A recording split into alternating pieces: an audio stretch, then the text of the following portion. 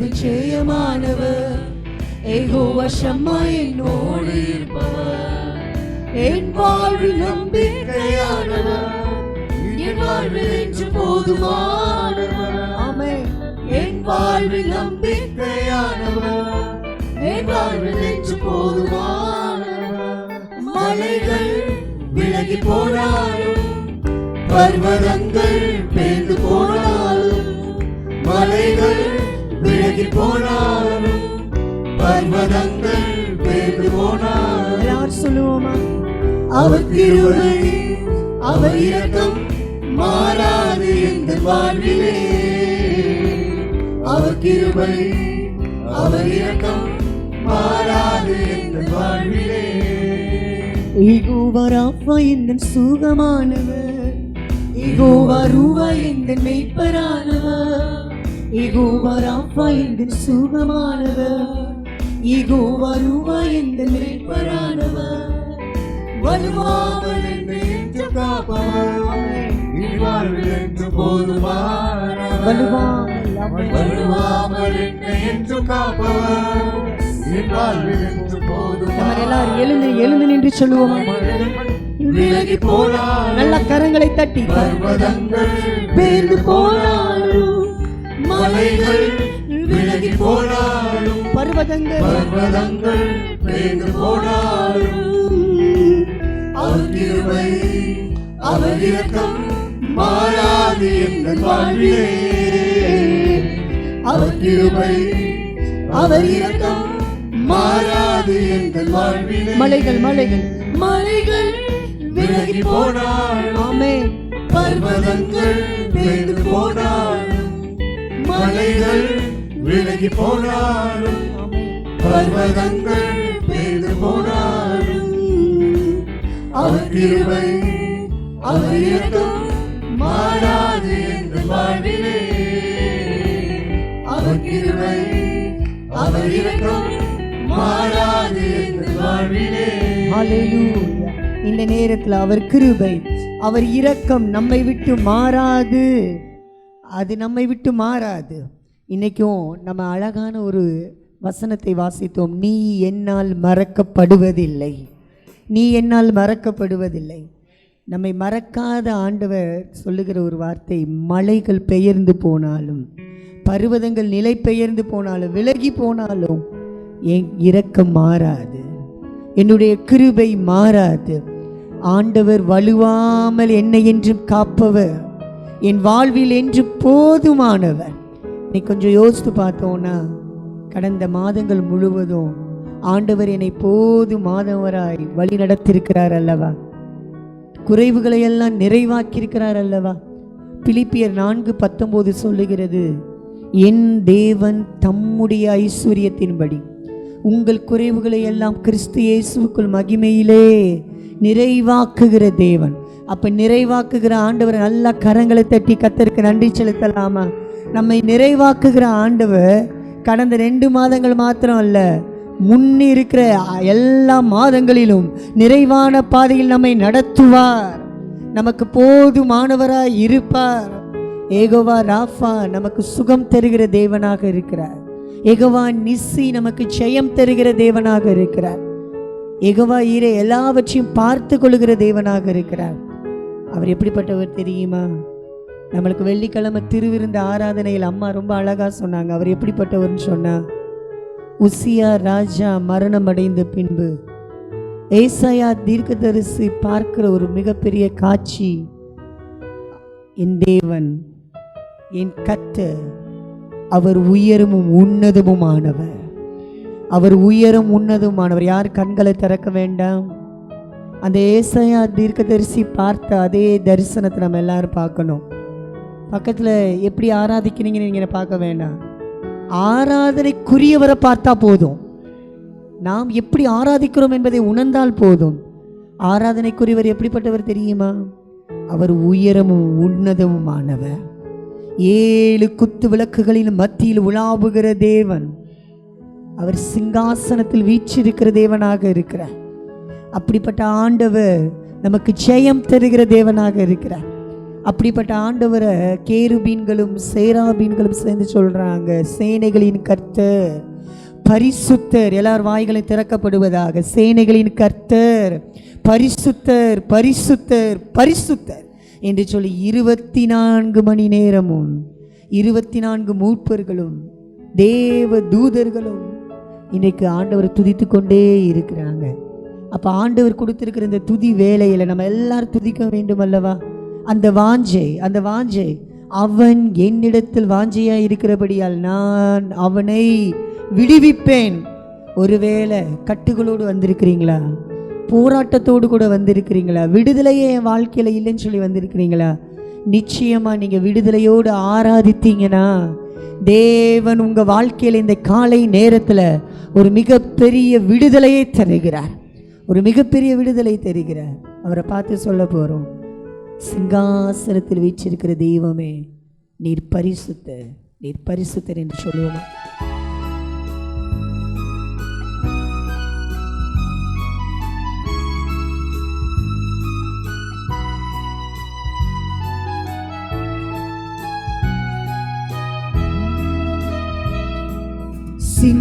சிங்காசனத்தில் வீற்றிருக்கும் பரிசுத்தரே, பரிசுத்தரே, சிங்காசனத்தில் வீற்றிருக்கும் பரிசுத்தரே, பரிசுத்தரே. 2 கரங்களை உயர்த்தி ஆராதனை உமக்கு, ஆராதனை.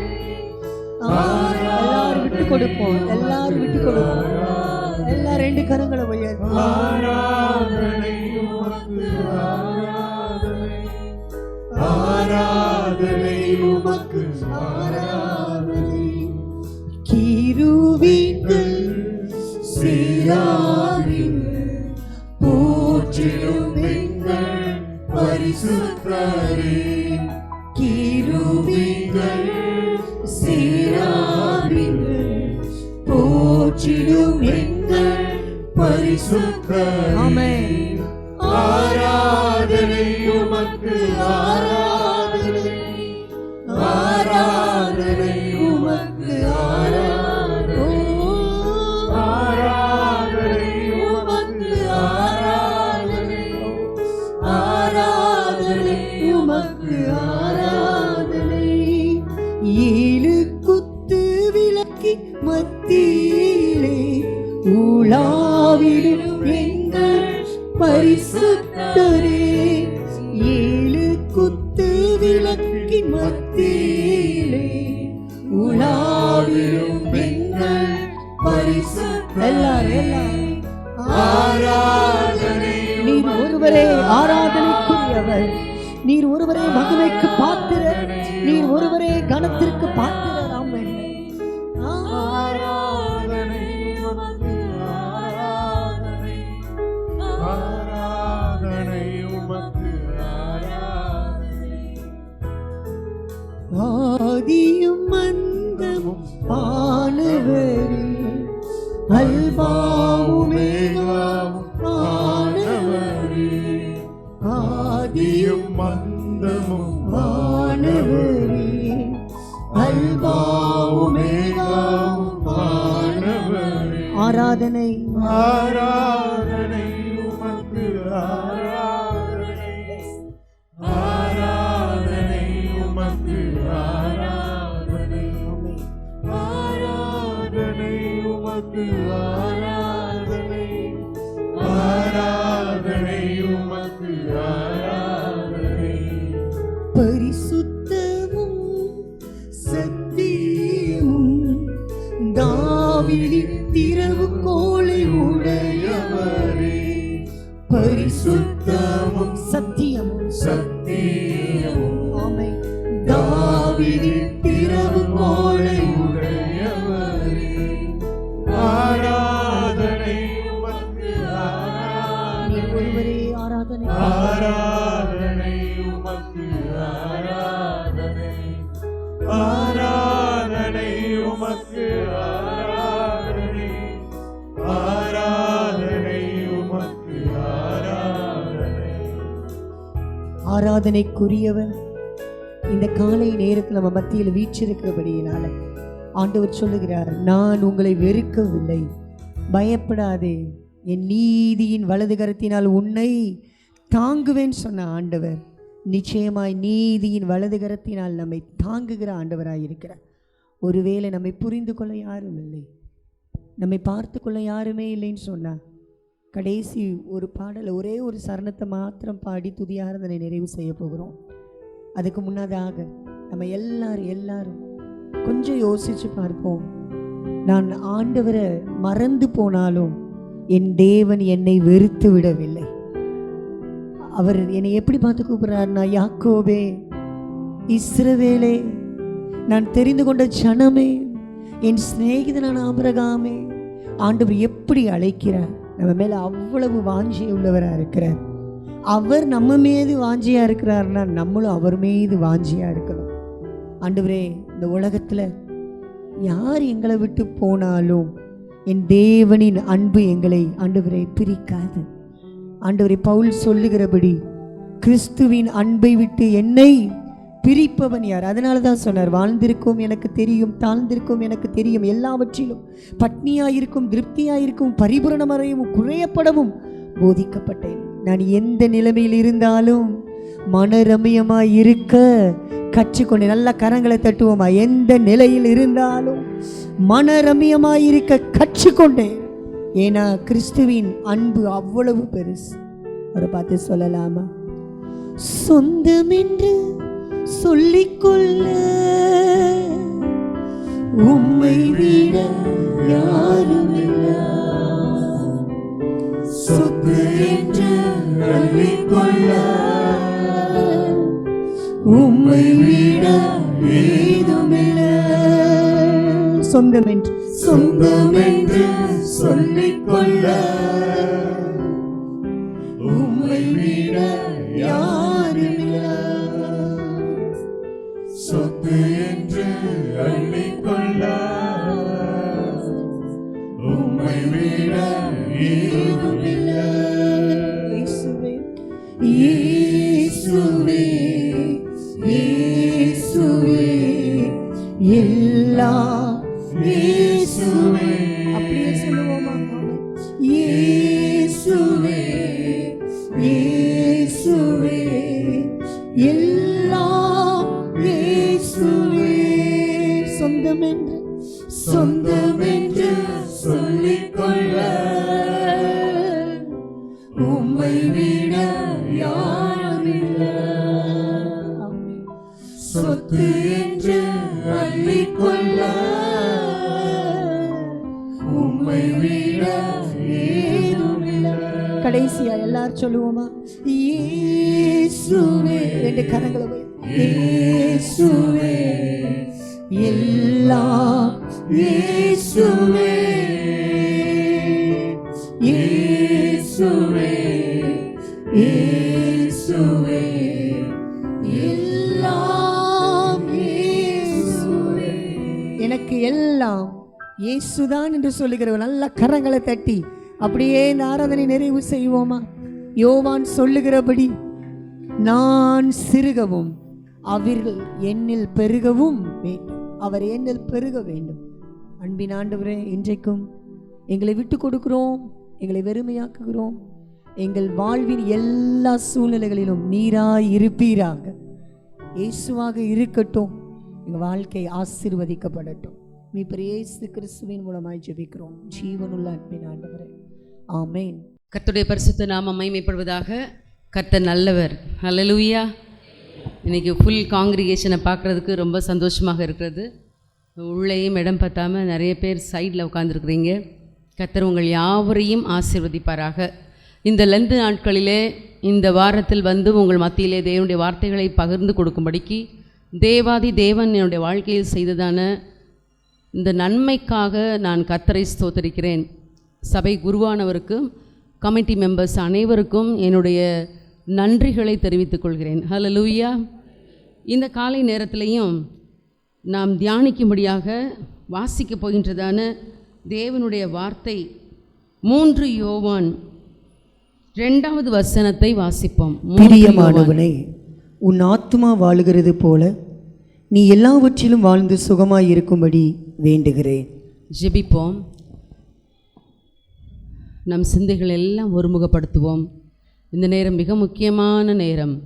தேவாதி தேவன், சர்வத்தையும் படைத்த கர்த்தர், நம்மை வாழ வைக்க விரும்புகின்ற தெய்வம், நமக்காக தம்முடைய சரீரத்தையே பிக்கும்படிக்கு ஒப்பு கொடுத்த கர்த்தர், இன்னும் நம்மை சிறந்திருக்க செய்யும்படிக்கு, நம்மை வாழ்ந்திருக்க செய்யும்படிக்கு, நமக்கு பிரயோஜனமானவைகளை நினைப்பூட்டும்படிக்கு, அவர் விரும்பிய இடத்துல நம்மை கொண்டு வந்து நிறுத்தும்படிக்கு சித்தமுள்ள தேவனாக இருக்கிறார்.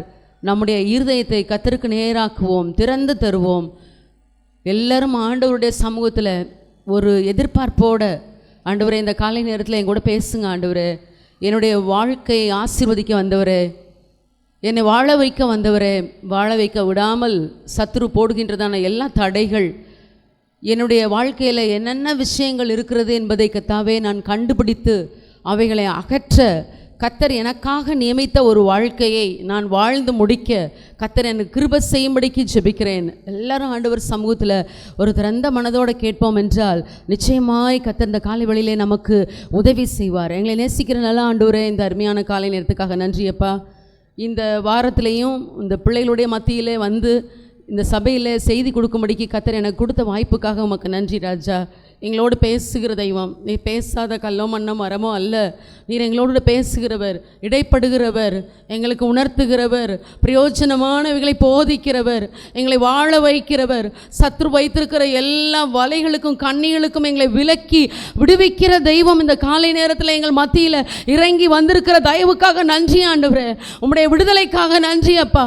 குமாரன் விடுதலையாக்கினால் மெய்யாகவே விடுதலையாவீர்கள் என்று சொல்லப்பட்ட வசனத்தின்படி உள்ளே வந்திருக்கின்ற ஒவ்வொரு ஆத்மாவும் கர்த்தாவை விலையேற பெற்றது ராஜா. ஒவ்வொரு ஆத்மாவையும் வாழ வைக்க கர்த்தர் சித்தம் கொண்டதற்காக உமக்கு நன்றி. சத்தியத்தை அறிவீர்கள், சத்தியம் உங்களை விடுதலையாக்கும் என்று சொல்லப்பட்ட வசனத்தின்படி இந்த காலை வேளையில் சத்தியத்தை அறிய கர்த்தர் கிருபை செய்வீராக. சத்தியம் உள்ளே நுழைய முடியாதபடி காணப்படுகிற தடைகள், சத்துரு கொடுக்கிறதான நய வஞ்சகமான எண்ண சிதறல்கள் இயேசுவின் நாமத்தினால கடிந்து கட்டி நிர்மூலமாக்கி ஜெபிக்கிறேன் ஆண்டவரே. பேசப்படுகிற வார்த்தைகள் ஆண்டவரே ஜீவனுமாய் ஆவியுமாய் இருக்கிறதற்காக நன்றி. அவைகள் மிகுந்த பலனை கொண்டு வரட்டும். 30, 60, 100 பலன் கொடுக்க கர்த்தாவே நான் ஜெபிக்கிறேன் ஆண்டவரே. உம்முடைய நல்ல நாமத்தை கர்த்தர் நீ மகிமைப்படுத்துவீராக, ஜனத்தை ஆசீர்வதிப்பீராக. சகல துதி கன மகிமை எல்லாம் உமக்கே எடுக்கிறேன். இயேசுவின் நாமத்தில் கேட்கிறேன் பிதாவே, ஆமென், ஆமென், ஹல்லேலூயா.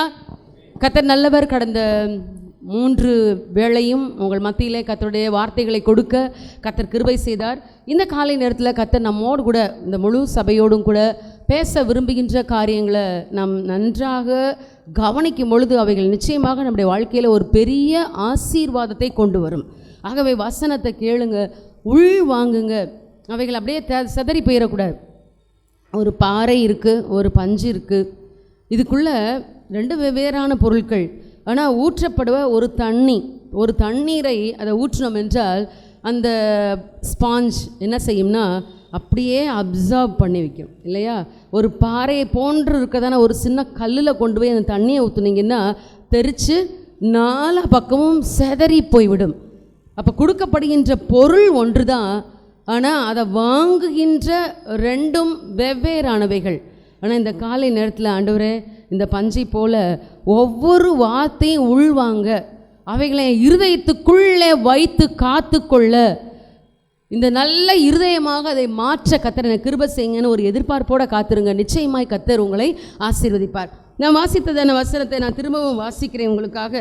பிரியமானவனே, உன் ஆத்மா வாழ்கிறது போல நீ எல்லாவற்றிலும் வாழ்ந்து சுகமாய் இருக்கும்படி வேண்டுகிறேன். இங்கே ஒரு ரிலேஷன்ஷிப் நம்முடைய லைஃப்பில் ஒரு நல்ல ஒரு வாழ்க்கை, ஒரு செழிப்பான வாழ்க்கை, ஒரு ஆசீர்வாதமான வாழ்க்கை, மக்கள் அனைவரும் விரும்புகின்ற ஒரு வாழ்க்கை இன்னொரு காரியத்தோட தொடர்பு படுத்தி பேசப்படுவதை நம்ம பார்க்க முடியும். அது உங்களுக்கு எல்லாத்துக்குமே நன்றாக தெரியும். இந்த வசனத்தில் சொல்லப்பட்டிருக்கிறது, உன் ஆத்துமா வாழ்வது போல. ஹல்லேலூயா. உன்னுடைய ஆத்துமா வாழ்வது போல நீ எல்லாவற்றிலும் வாழ்ந்து சுகமாக இருப்பாயாக. ஆத்மா என்பது என்னன்னா நம்முடைய இமோஷன்ஸ், ஃபீலிங்ஸ், இதுதான் சோல் அப்படின்னு சொல்கிறோம் இல்லையா. ஒரு மனுஷன் 3 பகுதிகளாக ஒரு மனிதனை பிரிக்கலாம். ஆவி, ஆத்துமா, சரீரம். இந்த சரீரம் என்பது வெளியில் உள்ள ஒரு அவுட்டர் கவர். ஆனால் நம்ம இந்த அவுட்டர் கவருக்கு தான் என்ன செய்கிறோம்னா ரொம்ப முக்கியத்துவம் கொடுக்குறோம். பவுல் அப்போஸ்தலன் சொல்கிறார், இது ஒரு கூடாரம், ஜஸ்ட் ஒரு டென்ட், அவ்வளோதான். ஆனால் இந்த டென்ட்டுக்கு நம்ம நிறைய முக்கியத்துவம் கொடுக்குறோம். ஆனால் மிக முக்கியமாக பேணப்பட வேண்டிய ஒரு பாதுகாக்கப்பட வேண்டிய ஒரு ஆத்மாவை குறித்து நம்ம சிந்தை வைப்பதில்லை. இந்த காலை நேரத்தில் நம்முடைய வாழ்க்கை ஆசீர்வாதமாக இருப்பதற்கு நம்முடைய சிந்தையை, நம்முடைய எமோஷன்ஸ், ஃபீலிங்ஸ், இதை எப்படி ட்ரெயின் பண்ணி கர்த்தர் விரும்புகின்ற அந்த ஆசீர்வாதத்துக்கு நேராக நம்மை கொண்டு வருவது என்ற ஒரு ஆசீர்வாதமான மிக முக்கியமான ஒரு சத்தியத்தை கர்த்தர் இன்னைக்கு உங்களோடும் என்னோடு கூட பேச ஆயத்தமாக இருக்கிறார். நம்ம எந்த அளவுக்கு உள்வாங்குகிறோமோ அந்த அளவுக்கு அது ஆசீர்வாதத்தை கொண்டு வரும் என்பதில் எந்த விதமான சந்தேகமும் இல்லை. ஆமென், ஹல்லேலூயா. பாருங்க, இந்த எமோஷன்ஸ், ஃபீலிங்ஸ் என்பது ரொம்ப மிக முக்கியமானது. இதுதான் நம்மளுடைய லைஃப்பையே கண்ட்ரோல் பண்ணக்கூடியதான ஒரு விஷயம் இல்லையா. சிலவங்க பார்த்தீங்கன்னா எதுக்கெடுத்தாலும் அவங்க கண்ட்ரோலே ஆகாது. அவங்களுடைய எமோஷன்ஸ், ஃபீலிங்ஸ் எதுவுமே என்ன செய்யாது, கண்ட்ரோல் ஆகாது. அவங்களுடைய சரீரத்தினுடைய மாற்றங்களை பார்த்தா அப்பட்டமாக தெரியும். சிலருக்கெல்லாம் அந்த ஒரு பர்டிகுலர் சூழ்நிலை மேலே எப்படி கண்ட்ரோல் பண்ணுறது, அந்த சிச்சுவேஷனை எப்படி ஹேண்டில் பண்ணுறதுன்னு தெரியாமல் உடனடியாக இம்மீடியட்டாக அவங்களுக்கு ஸ்ட்ரோக் வருவதை நம்ம பார்த்துருக்கலாம். High pressure.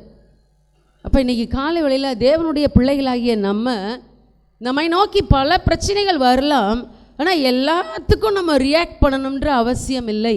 ஆக நம்ம எப்படி ட்ரெயின் பண்ண வேண்டும்? இந்த காயுவை எடுத்துக்கொண்டோம் என்றால் அவனை அந்த யோவான் வாழ்த்துகிறார். அவனிடத்தில் இருக்கின்றதான எல்லா நற்குணங்களையும் சொல்கிறார். நீ சத்தியத்தில் நடக்கிறாய், நீ உண்மையாக இருக்கிறாய், சகோதரருக்கும் மற்ற அந்நியருக்கும் செய்கிற யாவற்றையும் உண்மையாய் செய்கிறாய். உன் மனசு நல்ல மனசு. உன் மனசு எப்படிப்பட்ட மனசு? நல்ல மனசு. ஆகவே உன் மனசை போல, உன் ஆத்மாவை போல நீ எல்லாவற்றிலும் வாழ்ந்து நீ சுகமாக இருக்கும்படிக்கு நான் வேண்டிக்கிறேன், உனக்காக நான் ஜெபம் பண்ணுறேன் அப்படின்னு பரிசுத்த யோவான் அந்த காயு என்கின்றதான ஒரு மூப்பனுக்கு இந்த ஒரு வாழ்த்து செய்தியை அனுப்புகிறார்.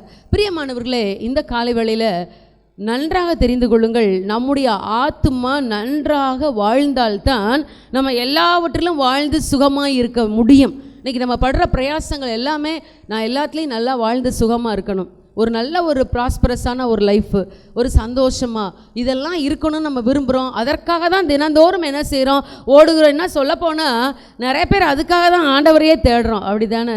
நான் நல்லா இருக்கணும், என் பிள்ளைங்க நல்லா இருக்கணும், எனக்கு எல்லா ஆசீர்வாதமும் என்ன செய்யணும், கிடைக்கணும். நமக்காக, நம்மளுடைய ஒரு சுயத்துக்காக தான் ஆண்டவரை தேடுறதே இருக்கு. அவர் எனக்காக எவ்வளோ நன்மை செஞ்சார், அவரை ஆராதிப்பதற்காக அப்படின்றது ரொம்ப கொஞ்சம்தான். நமக்காக தான் என்ன செய்கிறோம், தேடி வருகிறோம். இன்றைக்கி கிறிஸ்தவ பிள்ளைகளாகிய நமக்கு ஆண்டவர் என்ன போதனையை போதிக்கிறார், அதை நம்ம இன்றைக்கி காலை வேளையில் நம்ம தியானிக்க போகிறோம். இந்த சூலமித்தி உன்னத பாட்டில் இருக்கக்கூடியதான மெயின் கேரக்டர், அதில் சூலமித்தியாள் அப்படின்னு சொல்லப்பட்டிருக்கு. இந்த சூலமித்தி அவளுடைய வாழ்க்கையில் என்ன காரியம் நடந்தது, அவள் எப்படி தன்னுடைய உள்ளத்தை பேணினாளா அப்படியே விட்டுட்டாளா அப்படின்றத இந்த காலை வேளையில் கொஞ்ச நேரம் தியானித்து விட்டு தொடர்ந்து ஆண்டவர் நமக்கு தருகின்ற வார்த்தைகள் எல்லாவற்றையும் நம்ம தியானிக்க போகிறோம். மிகுந்த ஆசீர்வாதமாக இருக்கும். நன்றாக கவனிங்கள். உன்னத பாட்டு 1 அதிகாரம் 6வது வசனத்தை எடுத்துக்கொள்வோம். உன்னத பாட்டு, இருக்கிறேன் என்று பாராதியுங்கள், வெயில் என்மேற் பட்டது, என் தாயின் பிள்ளைகள் என்மேல் கோபமாயிருந்து என்னை திராட்சை தோட்டங்களுக்கு காவற்காரியாக வைத்தார்கள், என் சொந்த திராட்சை தோட்டத்தையோ நான் காக்கவில்லை. என் தாயின் பிள்ளைகள் என்மேல் கோபமாயிருந்து என்னை திராட்சை தோட்டங்களுக்கு காவல்காரியாக வைத்தார்கள், என் சொந்த தோட்டத்தையோ நான் காக்கவில்லை. இவ சொல்கிறா, என்னுடைய தாயின் சகோதரர்கள், பிள்ளைகள் எல்லாரும் என் மேலே கோபமாக இருந்து அவங்க தோட்டத்தை எல்லாம் காக்கிறதான காவல்காரியாக என்னை போட்டு விட்டார்கள். இன்றைக்கி நம்முடைய வாழ்க்கையில் நிறைய பேர் நம்ம மேலே கோபமாக இருக்கிறாங்க, அப்படி தானே? நிறைய பேர் நம்ம குறித்து பலவிதமான காரியங்களை நம்மளோடு கூட பேசுகிறார்கள். நம்ம என்ன செய்கிறோம்னா இதையெல்லாம் உள்ளே வச்சு அதை ரொம்ப பத்திரமாக பாதுகாக்கிறோம். அவங்க நம்ம மேலே அவங்க செஞ்சதான காரியங்கள், கோபம், பகை, சண்டை, உறவுக்காரர்கள், பக்கத்தில் உள்ளவங்க என்னெல்லாம் செஞ்சாங்களோ அதையெல்லாம் ரொம்ப பத்திரமாக அதை பாதுகாத்துக்கிட்டு இருக்கோம். அதுக்கு சொல்லப்போனால் ஒரு வேலி அடைச்சி மறந்துடக்கூடாதுன்றதுக்காக தினந்தோறும் அதை பற்றி பேசி, பிள்ளைகளோட பேசி, கணவரோட பேசி, அவங்க அப்படி செஞ்சாங்க நமக்கு, அதெல்லாம் நீ மறந்துடவே கூடாது. இப்படி டெய்லி அதுக்கு தண்ணி ஊற்றி என்ன செஞ்சிட்ருக்கோம், மற்றவர்களுடைய தோட்டத்தை அவங்க போகிற போக்கில் விதைச்சி விட்டு போனதான விஷத்தை நம்ம உள்ளத்தில் வைத்து பாதுகாத்து கொண்டிருக்கிறோம். அடுத்த ஒரு வார்த்தை சொல்கிறா சூலமித்தியாள், என்னுடைய தோட்டத்தையோ நான் காக்கவில்லை. என் தோட்டத்தை நான் மைண்ட் பண்ணலை, என் வாழ்க்கையை விட்டுட்டேன். எனக்குன்னு ஆண்டவர் அமைத்த ஒரு அழகிய தோட்டம், அழகிய வாழ்க்கை, அதை நான் மைண்ட் பண்ணவே இல்லை. நான் எதை மைண்ட் பண்ணேன்னா, என் தாயின் பிள்ளைகள் என் மேலே கோபமாக இருந்து அவர்கள் என்னை அவர்களுடைய தோட்டத்தை காக்கும்படிக்கு விட்டு விட்டார்கள். அதை நான் அப்படியே காத்துக்கிட்டே இருக்கேன். என் உடம்பு கருப்பாக போயிடுச்சு, சூரியன் என் மேலே பட்டுருச்சு, நான் இப்போ அழகெல்லாம் இழந்து போயிருக்கிறேன், என் சொந்த தோட்டத்தையோ காக்கவில்லை. பிரியமான தேவ பிள்ளைகளே, நம்மளையும் யோசித்து பார்ப்போம். கர்த்தர் நமக்குன்னு கொடுத்ததான ஒரு வாழ்க்கை, வாழும்படிக்கு கொடுக்கதான ஒரு வாழ்க்கை உண்டு. நம்ம அந்த வாழ்க்கையை வாழ்கிறோமா, அல்லது நாம் இப்படித்தான் வாழணும்னு மற்றவங்க நியமித்த வாழ்க்கையை வாழ்கிறோமா? நல்லா யோசிச்சு பாருங்கள். போகிற போக்கில் பல வார்த்தைகளை சொல்லிட்டு போயிடுவாங்க. சாத்தானுக்கு தெரியும் எதெல்லாம் விதைச்சா இவங்க டிஸ்டர்ப் ஆவாங்க, இவங்களுடைய ஃபோக்கஸ் இவங்க லைஃப்பில் இல்லாமல் போகணும், கர்த்தர் இவங்களுக்குன்னு கொடுத்த ஒரு ஆசீர்வாதமான வாழ்க்கை இவர்கள் பார்க்கக்கூடாது அப்படின்ற ஒரு எண்ணத்தை உள்ளத்துக்குள்ளே விதைத்து கொண்டே இருப்பான். அதையே யோசித்து கொண்டிருந்தீங்கன்னா ஆண்டவர் உங்களுக்காக வைத்திருக்கிற ஒரு உயர்ந்த திட்டத்தை நீங்கள் பார்க்க முடியாமல் போய்விடும். என்னுடைய சொந்த தோட்டத்தையோ நான் என்ன செய்யலை, காக்கலை. எனக்காக ஆண்டவர் வைச்ச லைஃப் என்ன, அவர் எனக்கு குறித்து வச்சிருக்கிற திட்டம் என்ன, அதை நான் ஃபோக்கஸ் பண்ணவே இல்லை. நல்லா யோசிச்சு பாருங்கள். மற்றவர்கள் செய்கிறதான காரியங்கள் எல்லாவற்றுக்கும் சிந்தையை செலுத்தினோம்னா நம்முடைய லைஃப்பை என்ன செஞ்சுருவோம்னா நம்ம விட்டுருவோம்.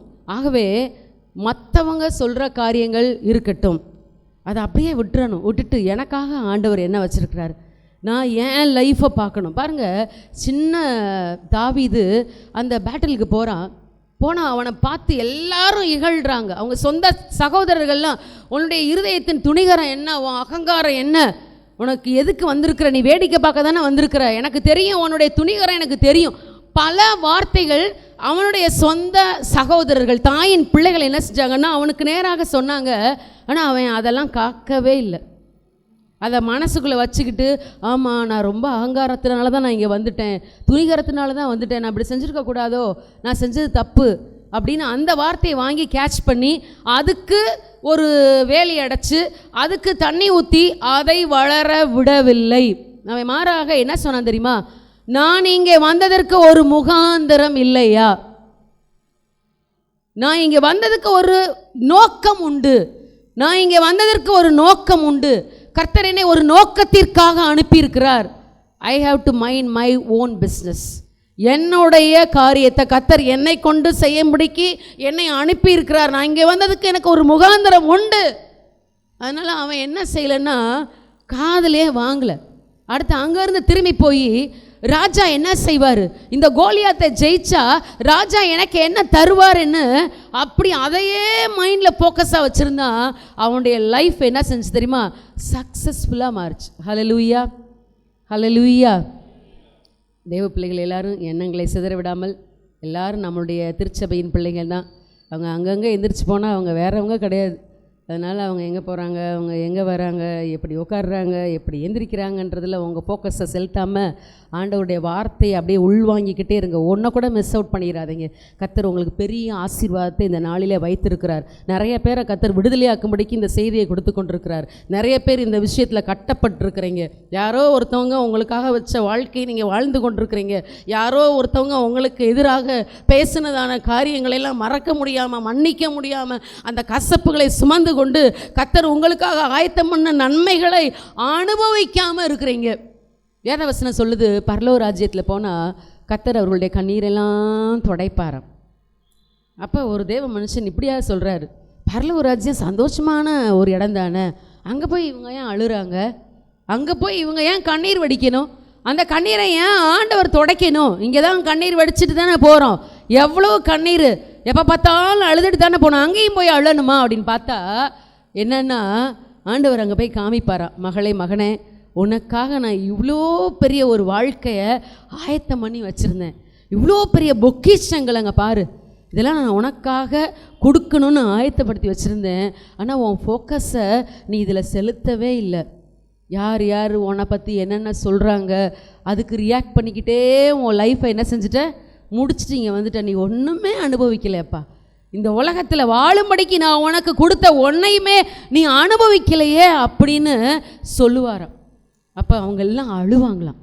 அதுக்காக தான் சரி பரவாயில்ல போனால் போட்டுன்னு கண்ணீர் என்ன செய்வாராம், துடைத்து விடுவாராம். இன்றைக்கி நம்ம என்ன குரூப்பில் இருக்க போகிறோம், எந்த குரூப்பில் இருக்க போகிறோம் சொல்லுங்கள். பக்கத்தில் இருக்கிறவங்களை பார்த்து ஆண்டவர் எனக்காக வாழும்படிக்கு இந்த உலகத்தில் என்னெல்லாம் வச்சுருக்கிறாரோ I am going to live my own life சொல்லலாமா? பக்கத்தில் சொல்லுங்களேன். கொஞ்சம் ரொம்ப ரிஜிடாக இருக்கிறீங்க, ஆண்டவர் எனக்காக வச்சுருக்கிற இங்கெல்லாம் யாருமே வாழ வேண்டாமாம்மா, அமைதியாக இருக்கிறீங்களே, பக்கத்தில் சொல்லுங்கள், எனக்காக ஆண்டவர் வச்சிருக்கிறத கண்டிப்பாக நான் வாழுவேன். ஹல்லேலூயா. வேற யாரோ அமைத்து கொடுத்த வாழ்க்கை அல்ல, என் தெய்வம் எனக்காக அமைத்து கொடுத்த ஒரு வாழ்க்கையை நான் நிச்சயமாக வாழப் போகிறேன் என்ற எண்ணத்தோடு இருந்தீங்கன்னா கர்த்தர் உங்களை நிச்சயமாக வாழ வைப்பார். பாருங்கள், ஆகவே தான் தேவன் சூலமித்தியை பார்த்து சொல்கிறாரு, உன்னுடைய தோட்டம் ஒரு கெடுக்கப்பட்ட தோட்டம் இல்லை, காக்கப்படாமல் விடப்பட்ட தோட்டம் அல்ல.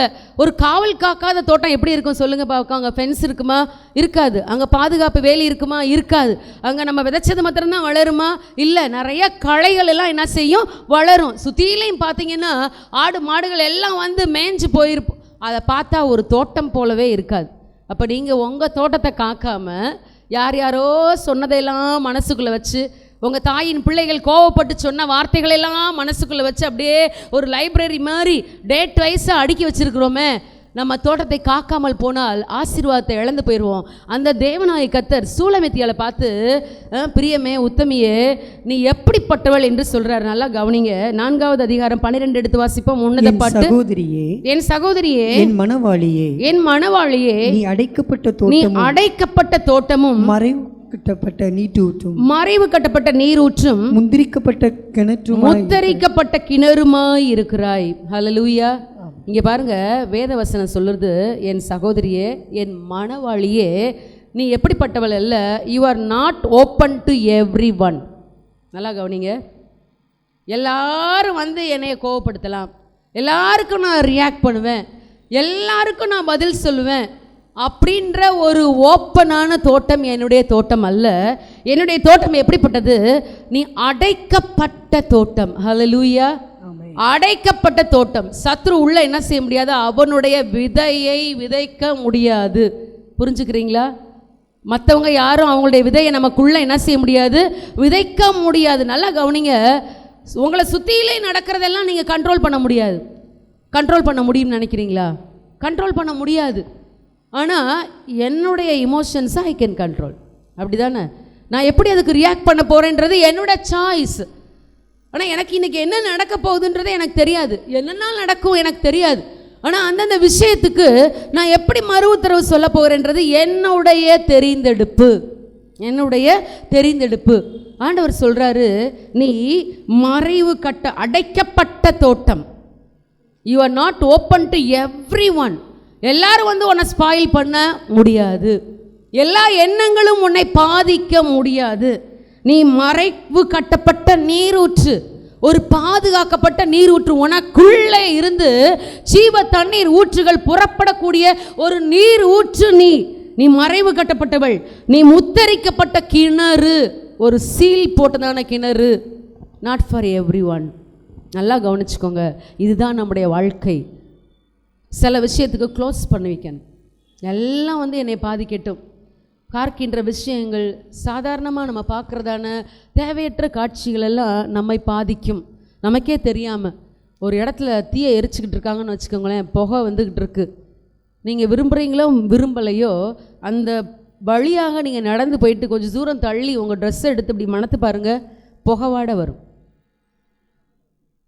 அப்போ எந்த காரியத்தை நீங்கள் அலோவ் பண்ண போகிறீங்க? அதோடைய தாக்கம் உங்கள் மேலே இருக்கும். அதனால் you have to cover your mind. உங்களுடைய எண்ணங்களை என்ன செய்ய வேண்டும்? முத்தரிக்க வேண்டும். அப்படி முத்தரிச்சோம்னா நம்முடைய தோட்டம் எப்படிப்பட்ட தோட்டமாக இருக்குமா? உன்னத பாட்டு 4வது அதிகாரம் 13 முதல் 15 வரைக்கும் வாசிப்போம். உன்னத பாட்டு 4, 13 முதல் 15 வரை. உன் தோட்டம் மாதுளஞ்செடிகளும் அருமையான கனி மரங்களும். பாருங்க, உன் தோட்டம் மாதுளை செடிகளும் அருமையான கனிமரங்களும் மருதோன்றி செடிகளும் நலத செடிகளும் நலதமும் குங்குமமும் வசம்பும் வைங்கமும் சகலவித தூப வர்க்க மரங்களும் வெள்ளை போல செடிகளும் சந்தன விருட்சங்களும் சகலவித கந்தவர்க்க செடிகளுமான சிங்கார வனமுமாய் இருக்கிறது. நம்முடைய தோட்டத்தை ஆண்டவர் எப்படி பிளான் பண்ணியிருக்காருன்னு பார்த்தீங்களா? நல்ல தேவன். ஹல்லேலூயா. பிசாசு எதுக்கு வர்றான்னா அவன் அழிக்க தான் வர்றான், பாழாக்க வர்றான். அவன் உள்ளுக்குள்ளே நுழைஞ்சிட்டு போயிட்டான்னாலே அந்த இடம் நாஸ்தி ஆயிரும். ஆனால் கர்த்தர் நம்ம குறித்து நம்முடைய தோட்டம் எப்படிப்பட்ட தோட்டமாக இருக்கணுமா? அதில் இருக்கிற பொருட்களெல்லாம் பாருங்கள், வாசனை கொடுக்கக்கூடியதான மிக நேர்த்தியான ஒரு சிங்கார வனமாக நம்முடைய வாழ்க்கையை, நம் தோட்டம்னா என்ன? நம்முடைய வாழ்க்கை. அப்படி ஒரு சிங்கார வனமான ஒரு வாழ்க்கையாக தேவன் நம் வாழ்க்கையை வைத்திருக்கிறார். அதை தொடர்ந்து அதுக்கு தண்ணீர் பாய்ச்சறதுக்கு வாசிங்க. அடுத்த நெக்ஸ்ட் தோட்டங்களுக்கு நீர் ஊற்றும், தோட்டத்துக்கு நீர் ஊற்றும் ஜீவ தண்ணீரின் துறவும், ஜீவ தண்ணீர் துறவும் லீபோனில் இருந்து ஓடி வரும் வாய்க்கால்களும் உண்டாயிருக்கிறது. உங்கள் தோட்டத்தை செழிப்பாக்குறதுக்கு ஏற்கனவே ஆண்டவர் பிளான்லாம் வச்சுருக்கிறார். ஹல்லேலூயா. அப்போ ஆனால் நம்மளுடைய தோட்டத்தையோ காக்கவில்லைன்ற அந்த சூலமித்தியாள். அவர் எனக்காக ஒரு சிங்கார வனம், நீ ஒரு சிங்கார வனம், நீ இப்படியாக ஆசீர்வதிக்கப்பட்ட மகள் அப்படின்னு ஆண்டவர் நினைக்கிறாரு. அதுக்கு தேவையான நீரூற்றுக்கள் எல்லாத்தையும், வாய்க்கால்கள், துறவுகள் எல்லாம் ஏற்கனவே பிளான் பண்ணி வச்சிருக்கிறார் என்னை ஆசீர்வாதமாக மாற்றுவதற்கு. ஆனால் எல்லாம் இருந்தும், என்னை படைத்த கர்த்தர் என்னை குறித்து ஒரு பெரிய பிளான் வச்சுருந்தும் என் தோட்டத்தை நான் காக்காமல் போனால் அதனால் யாருக்கு நஷ்டம்? அப்போ நம்முடைய தோட்டம் என்பது அது செழிப்பாக இருக்கா, அல்லது டிஸ்டர்ப் ஆயிடுச்சா, அல்லது அது வனாந்திரம் போல் இருக்குதா அப்படின்றது நம்முடைய கைகளில் இருக்கிறது. நம்ம இந்த தோட்டத்தை என்ன செய்ய போகிறோம்? இந்த காலை வேளையில் ஆண்டவர் தொடர்ந்து நம் கூட பேச அவர் விரும்புகிறார். அப்படியானால் இந்த தோட்டத்தை நான் என்ன செய்யணும்? காவல் செய்ய வேண்டும். அப்படியே சும்மா போட்டும், எப்படினாலும் போட்டு நான் விட்டுறக்கூடாது. எனக்காக கர்த்தர் நியமித்த ஒரு வாழ்க்கை உண்டு. அதை டிசிப்ளின் பண்ணி அதிலிருந்து பெஸ்ட்டை எடுத்து இந்த உலகத்துக்கு கொடுக்கணுன்றதுக்காக தான் கர்த்தர் நம்மை இந்த உலகத்தில் வச்சிருக்கிறார். நமக்காக அவர் ஜீவ தண்ணீர் ஊற்றுகளை தந்தார் என்றால் என் மூலமாக அநேகர் ஆசீர்வதிக்கப்பட வேண்டும். அதுதான் தேவன் நமக்காக நியமித்ததான ஒரு வாழ்க்கை. அப்போ அதை எப்படி நான் வாழ்கிறது? இதனால் நான் காக்காமல் போயிட்டேன். நீங்களே நினச்சி பாருங்கள், யார் யார் என்னென்ன சொன்னாங்களோ அந்த வார்த்தையெல்லாம் நம்மளை எவ்வளோ டிஸ்டர்ப் பண்ணியிருக்கு. அந்த ஒரு நாள் முழுசும் நம்ம அப்படியே வம்பாக்கியிருக்கோம்ல, அந்த சிந்தையிலேயே எந்திரிக்கவே முடியாது, யோசிக்கவே தோணலை, வேலை செய்யவே தோணலை. நாள் முழுதும் அதை நினச்சி அழுது கண்ணீர் வடித்து தலையணையை நினச்சி தலை வலியில் ஒரு வேலையும் செய்ய முடியாமல் அந்த நாள் முழுசும் சும்மா இருந்த நாட்கள் எத்தனை நாட்கள், காக்காமல் விட்டதான நாட்கள் எத்தனை நாட்கள். இனிமேலும் தொடர்ந்து நம்முடைய வாழ்க்கை அப்படி இருப்பதற்கு நாம் அனுமதிக்க போவதில்லை. இந்த காலை வேளையில் ஆண்டவர் நம்ம எப்படி நம்முடைய இமோஷன்ஸை டிசிப்ளின் பண்ணணும், எப்படி நம்முடைய எண்ணங்களை கண்ட்ரோல் பண்ண வேண்டும் என்று வேதத்தின் வாயிலாக கர்த்தர் உங்களுக்கு கற்றுத்தர பிரியமுள்ள தேவனாக இருக்கிறார். ஆகவே உங்களுடைய சிந்தனைகள் எல்லாம் மீண்டும் திருப்பி, ஆண்டவரே எனக்காக ஒரு வாழ்க்கை வச்சுருக்கிறீங்க, என் தோட்டம் சாதாரணமான தோட்டம் அல்ல, அது ஒரு சிங்கார வனம். அதில் இருக்கிறது எல்லாமே மிகவும் வாசனை கொடுக்கக்கூடியவைகள், அவைகள் பட்டு போகக்கூடியவைகள் அல்ல. ஏன்னா அவைகள் செழித்து வளருவதற்கு என் தேவனே எல்லாவற்றையும் ஆயத்தமாக்கி வைத்திருக்கிறார். அப்போ நான் என்ன செய்ய வேண்டும்? என் தோட்டத்தை எப்படி போகுது, இந்த வாழ்க்கை எப்படினாலும் போட்டோம், எப்படியோ வாழ்ந்துட்டு போகிறேன் விடுங்க அப்படின்னு யாரையும் பார்த்து நம்ம சொல்லாதபடிக்கு எனக்காக ஆண்டவர் நியமித்ததான ஒரு வாழ்க்கை, என்னை கொண்டு ஆண்டவர் என்ன சித்தம் வச்சிருக்கிறாரு அதை நான் செய்து முடிக்க வேண்டும், அதை நான் மிக கவனமாக பாதுகாக்க வேண்டும். பாருங்க, வாசிங்க நீதிமொழிகள் 4வது அதிகாரம் 23வது வசனத்தை வாசிப்போம். எல்லா காவலோடும் உன் இருதயத்தை காத்துக்கொள், அதனிடத்திலிருந்து ஜீவ ஊற்று புறப்படும். எல்லா காவலோடும் உன் இருதயத்தை காத்துக்கொள், அதனிடத்திலிருந்து ஜீவ ஊற்று புறப்படும். இருதயம் என்று இங்கே சொல்லப்படுறது நம்முடைய லிட்ரலாக நம்ம சொல்கிற இருதயம் இல்லை. அந்த இருதயத்தில் 4 சேம்பர் இருக்குது, அப்படி தானே? அதை பம்ப் பண்ணும் பிளட்டை, அப்படி தானே சுத்திகரிக்கும். கெட்ட ரத்தம்லாம் உள்ளே வரும், சுத்திகரிக்கப்பட்ட நல்ல ரத்தம்லாம் பாடி ஃபுல்லாக சர்க்குலேட் ஆகும். அதுதான் அங்கே நடக்குது. ஆனால் வேதவசனம் எங்கெல்லாம் இருதயம் இருதயம் என்று சொல்லுகிறதோ அதெல்லாம் நம்முடைய உள்ளான ஒரு எண்ணங்கள், சிந்தனைகள், நினைவுகள், இவைகளை குறிக்கும். இப்போ வேதவசனம் சொல்லுது, எல்லா காவலோடும் உன் இருதயத்தை நீ காத்துக்கொள். சூலமத்தி சொன்னதை போல யார் யாரோ தோட்டத்தெல்லாம் நான் காத்துக்கிட்டு இருந்தேன், என் தோட்டத்தை நான் காக்கவில்லை. இன்னைக்கு நம்மளுடைய ஸ்டேட்மெண்ட் அப்படி இருக்கக்கூடாது. ஆண்டவர் சொல்கிறாரு, எல்லா காவலோடும் உன் இருதயத்தை காத்துக்கொள், அதனிடத்திலிருந்து ஜீவ ஊற்று புறப்படும். ஹல்லேலூயா. நேற்றைய தினத்தில் பரிசுத்த ஆவியானவர் குறித்து பார்த்தோம். யோவான் 7வது அதிகாரத்தில் விசுவாசிக்கிறவனுடைய உள்ளத்திலிருந்து ஜீவ தண்ணீர் உள்ள நதிகள் என்ன செய்யுமா? ஓடுமா. அப்போ நம்ம ஆசீர்வாதத்துக்கென்று படைக்கப்பட்டவர்கள், மற்றவர்களை ஆசீர்வதிப்பதற்காக படைக்கப்பட்டவர்கள். அப்போ நம்ம உள்ளத்துக்குள்ளேருந்து தான் ஜீவ ஊற்று புறப்பட போகுதுன்னா அந்த உள்ளத்தை, அந்த இருதயத்தை எப்படி காப்பது? எல்லா காவலோடும், எல்லா பக்கத்துலையும் you have to be very very careful.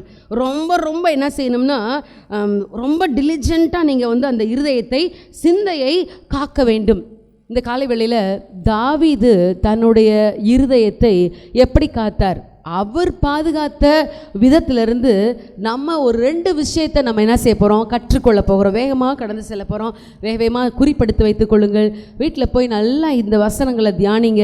உங்களுடைய தனிப்பட்ட வாழ்க்கையில் இதில் என்னெல்லாம் செய்யலாம், எதெல்லாம் விடலாம், எதெல்லாம் விட்டுறணும், எதெல்லாம் நினைச்சே பார்க்கக்கூடாது அப்படின்ற விஷயத்தெல்லாம் நீங்கள் என்ன செய்யணும்னா தூக்கி எறிய வேண்டும். தாவீது தான் உள்ளத்தை எப்படி டிசிப்ளின் பண்ணுறாரு அப்படின்னா, சங்கீதம் 131:2 வாசிங்க. 131வது சங்கீதம் 2வது வசனம். தாயின் பால் மறந்த குழந்தையைப் போல நான் என் ஆத்துமாவை அடக்கி அமர பண்ணினேன். ஒரு தாயின் பால் மறந்த குழந்தையை போல என் ஆத்துமாவை அடக்கி அமர பண்ணினேன். இது தாவீதோட பால் மறந்த குழந்தையை போல இருக்கிறது. என்னுடைய ஆத்துமா பால் மறந்த ஒரு குழந்தை. பால் மறந்த குழந்தைன்னா பால் குடியவே மறந்த குழந்தை இல்லை. பயங்கர பசியில் என்ன செய்யும்? அழும், பயங்கரமாக அழுகும், கண்ட்ரோலே பண்ண முடியாது. ஆனால் அந்த தாய் எடுத்து அந்த குழந்தைக்கு ஃபீட் பண்ணி முடிச்சிட்டா அப்படின்னா அதுக்கப்புறம் அந்த பாலை என்ன செஞ்சிடும்? பசி ஆயிடுச்சு. இப்போ அந்த குழந்தையோட ஸ்டேட் எப்படி இருக்கும்? அமைதியாக அமர்ந்த ஒரு நிலைமையில் இருக்கும். தாவீது சொல்கிறாரு, என் ஆத்துமாவை நான் அப்படி கண்ட்ரோல் பண்ணி வச்சுருக்கிறேன். ஒரு தாயின் பால் மறந்த குழந்தையை போல என் ஆத்மாவை அடக்கி அமர பண்ணினேன். அப்போ இந்த ஆத்மா போகிற இடத்துக்கெல்லாம் போட்டோம் அப்படின்னா அது ஒரு மதம் பிடிச்ச யானையை போல மாறிவிடும். அப்போ என்ன செய்யணும்? ஒவ்வொரு சுச்சுவேஷன்ஸ்லையும் நம்ம எதிர்கொள்கின்ற காரியங்களுக்கு எல்லாத்துக்கும் ரியாக்ட் பண்ணாமல் அதை அடக்கி அமர பண்ண வேண்டும். வீட்டிலையாக இருக்கட்டும், வேலை செய்கிற ஸ்தலத்துலையாக இருக்கட்டும், சபையாக இருக்கட்டும், ஊழியங்களாக இருக்கட்டும். இன்றைக்கி ஊழியக்காரர்களுக்குள்ளே எல்லாம் பயங்கரமான ஒரு அன்கண்ட்ரோலபிள் ஃபைட்டு என்ன செஞ்சு போய்கொண்டே இருக்கிறது. காரணம் என்ன? தாவீதுக்கு தெரிஞ்சதான இந்த டெக்னிக். என்னுடைய ஆத்துமாவை பால் மறந்த குழந்தைய போல் அடக்கி, யார் என்ன சொன்னாலும் பரவாயில்ல, போட்டும் சொல்லட்டும், ஆத்மாவே நீ ரியாக்ட் பண்ணாத. அடுத்து அவருடைய டெக்னிக் என்னென்னா டாக்கிங் டு ஹிம்செல்ஃப். அவர் தன்னுடைய ஆத்மாவை பார்த்து அவரே பேசிக்கிடுவார். நல்லா கவனிக்கிறீங்களா? இன்றைக்கி நம்ம ஆலயத்துக்கு வந்திருக்கிறது ஆண்டவருடைய வார்த்தைகளை உள்வாங்குவதற்காக. Present போடுறதுக்குள்ள, attendance போடுறதுக்குள்ள.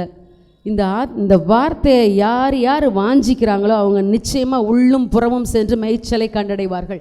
மேபி வெளியில் கூட ப்ராஸ்பரஸாக இருக்கிற மாதிரி தெரியலாம், ஆனால் உள்ளான ஒரு ஆத்மா வாழணும்னா ஆண்டவருடைய வார்த்தைகளுக்கு நாம் செவி சாய்க்க வேண்டும். முக்கியமான வார்த்தைகள் பேசுகிறது யாராக இருக்கலாம், ஆனால் பேசப்படுகின்ற வார்த்தைகளுக்கு கவனம் கொடுக்க வேண்டும் என்று இந்த காலை வேளையில் பரிசுத்த ஆவியானவர் நம்முடைய கவனத்தை ஈர்க்கிறார்.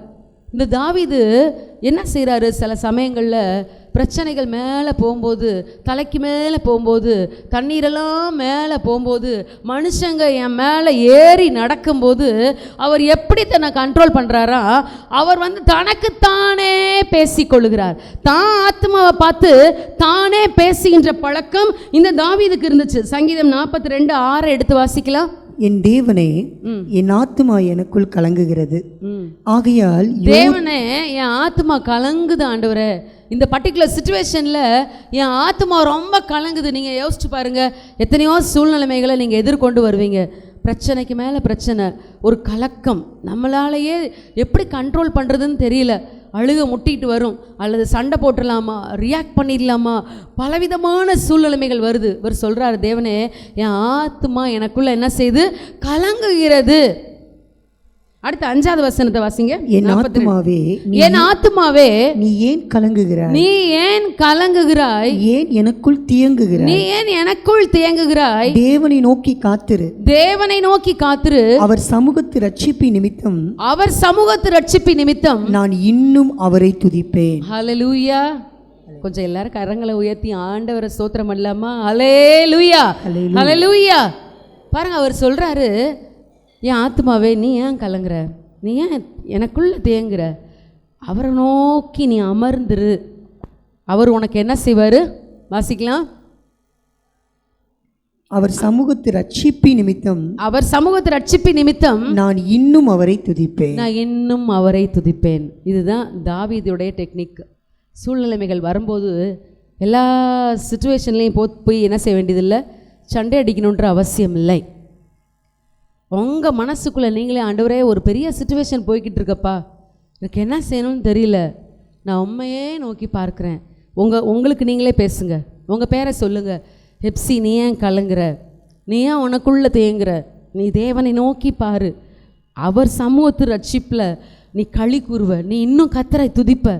ஆண்டவருடைய வார்த்தைகளை சொல்லுங்க, ஆண்டவருடைய வார்த்தைகளை கையில் எடுங்க.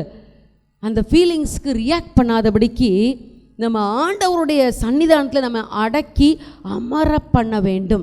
இதை நம்ம கற்றுக்கொள்ள வேண்டும். இது ஒரு எக்ஸசைஸ் போல். நம்ம உடம்புக்கு எக்ஸசைஸ் கொடுக்குறோம்ல, நான் சொன்னேன், உடம்புன்றது ஒரு அவுட்டர் கவர். இந்த ஆவியையும் ஆத்மாவையும் பத்திரமா வைக்கின்ற ஒரு கொள்கலன், ஒரு கண்டெய்னர், ஒரு டென்ட்டு, அவ்வளோதான். ஆனால் நம்ம என்ன செய்யணும்னா, இந்த எமோஷன்ஸை எப்படி கண்ட்ரோல் பண்ணணும். இந்த பாடிக்கு நம்ம எவ்வளோ எக்ஸசைஸ் கொடுக்குறோம். காலையில் நீ கேட்டிங்கன்னா எத்தனை பேர் நடந்து போயிருப்பீங்க, நிறைய பேர் ஜிம்முக்கு போயிட்டு வந்திருப்பீங்க. என்னன்னா, நான் நல்லா இருக்கணும், என் உடம்பு நல்லா ஆரோக்கியமாக இருக்கும். உடம்பு ஆரோக்கியமாக இருந்து என்ன பிரயோஜனங்க? உள்ளத்தை நீங்கள் பார்க்கலையே, உங்கள் மனசை நீங்கள் பாதுகாக்கலையே, அது நினச்சபடி போய்கிட்டு இருக்கு. அது நினச்ச இடத்துக்கெல்லாம் போகுது, நினச்சதெல்லாம் செய்து, அதை நீங்கள் கண்ட்ரோல் பண்ணலை, அதை பாதுகாக்கலை.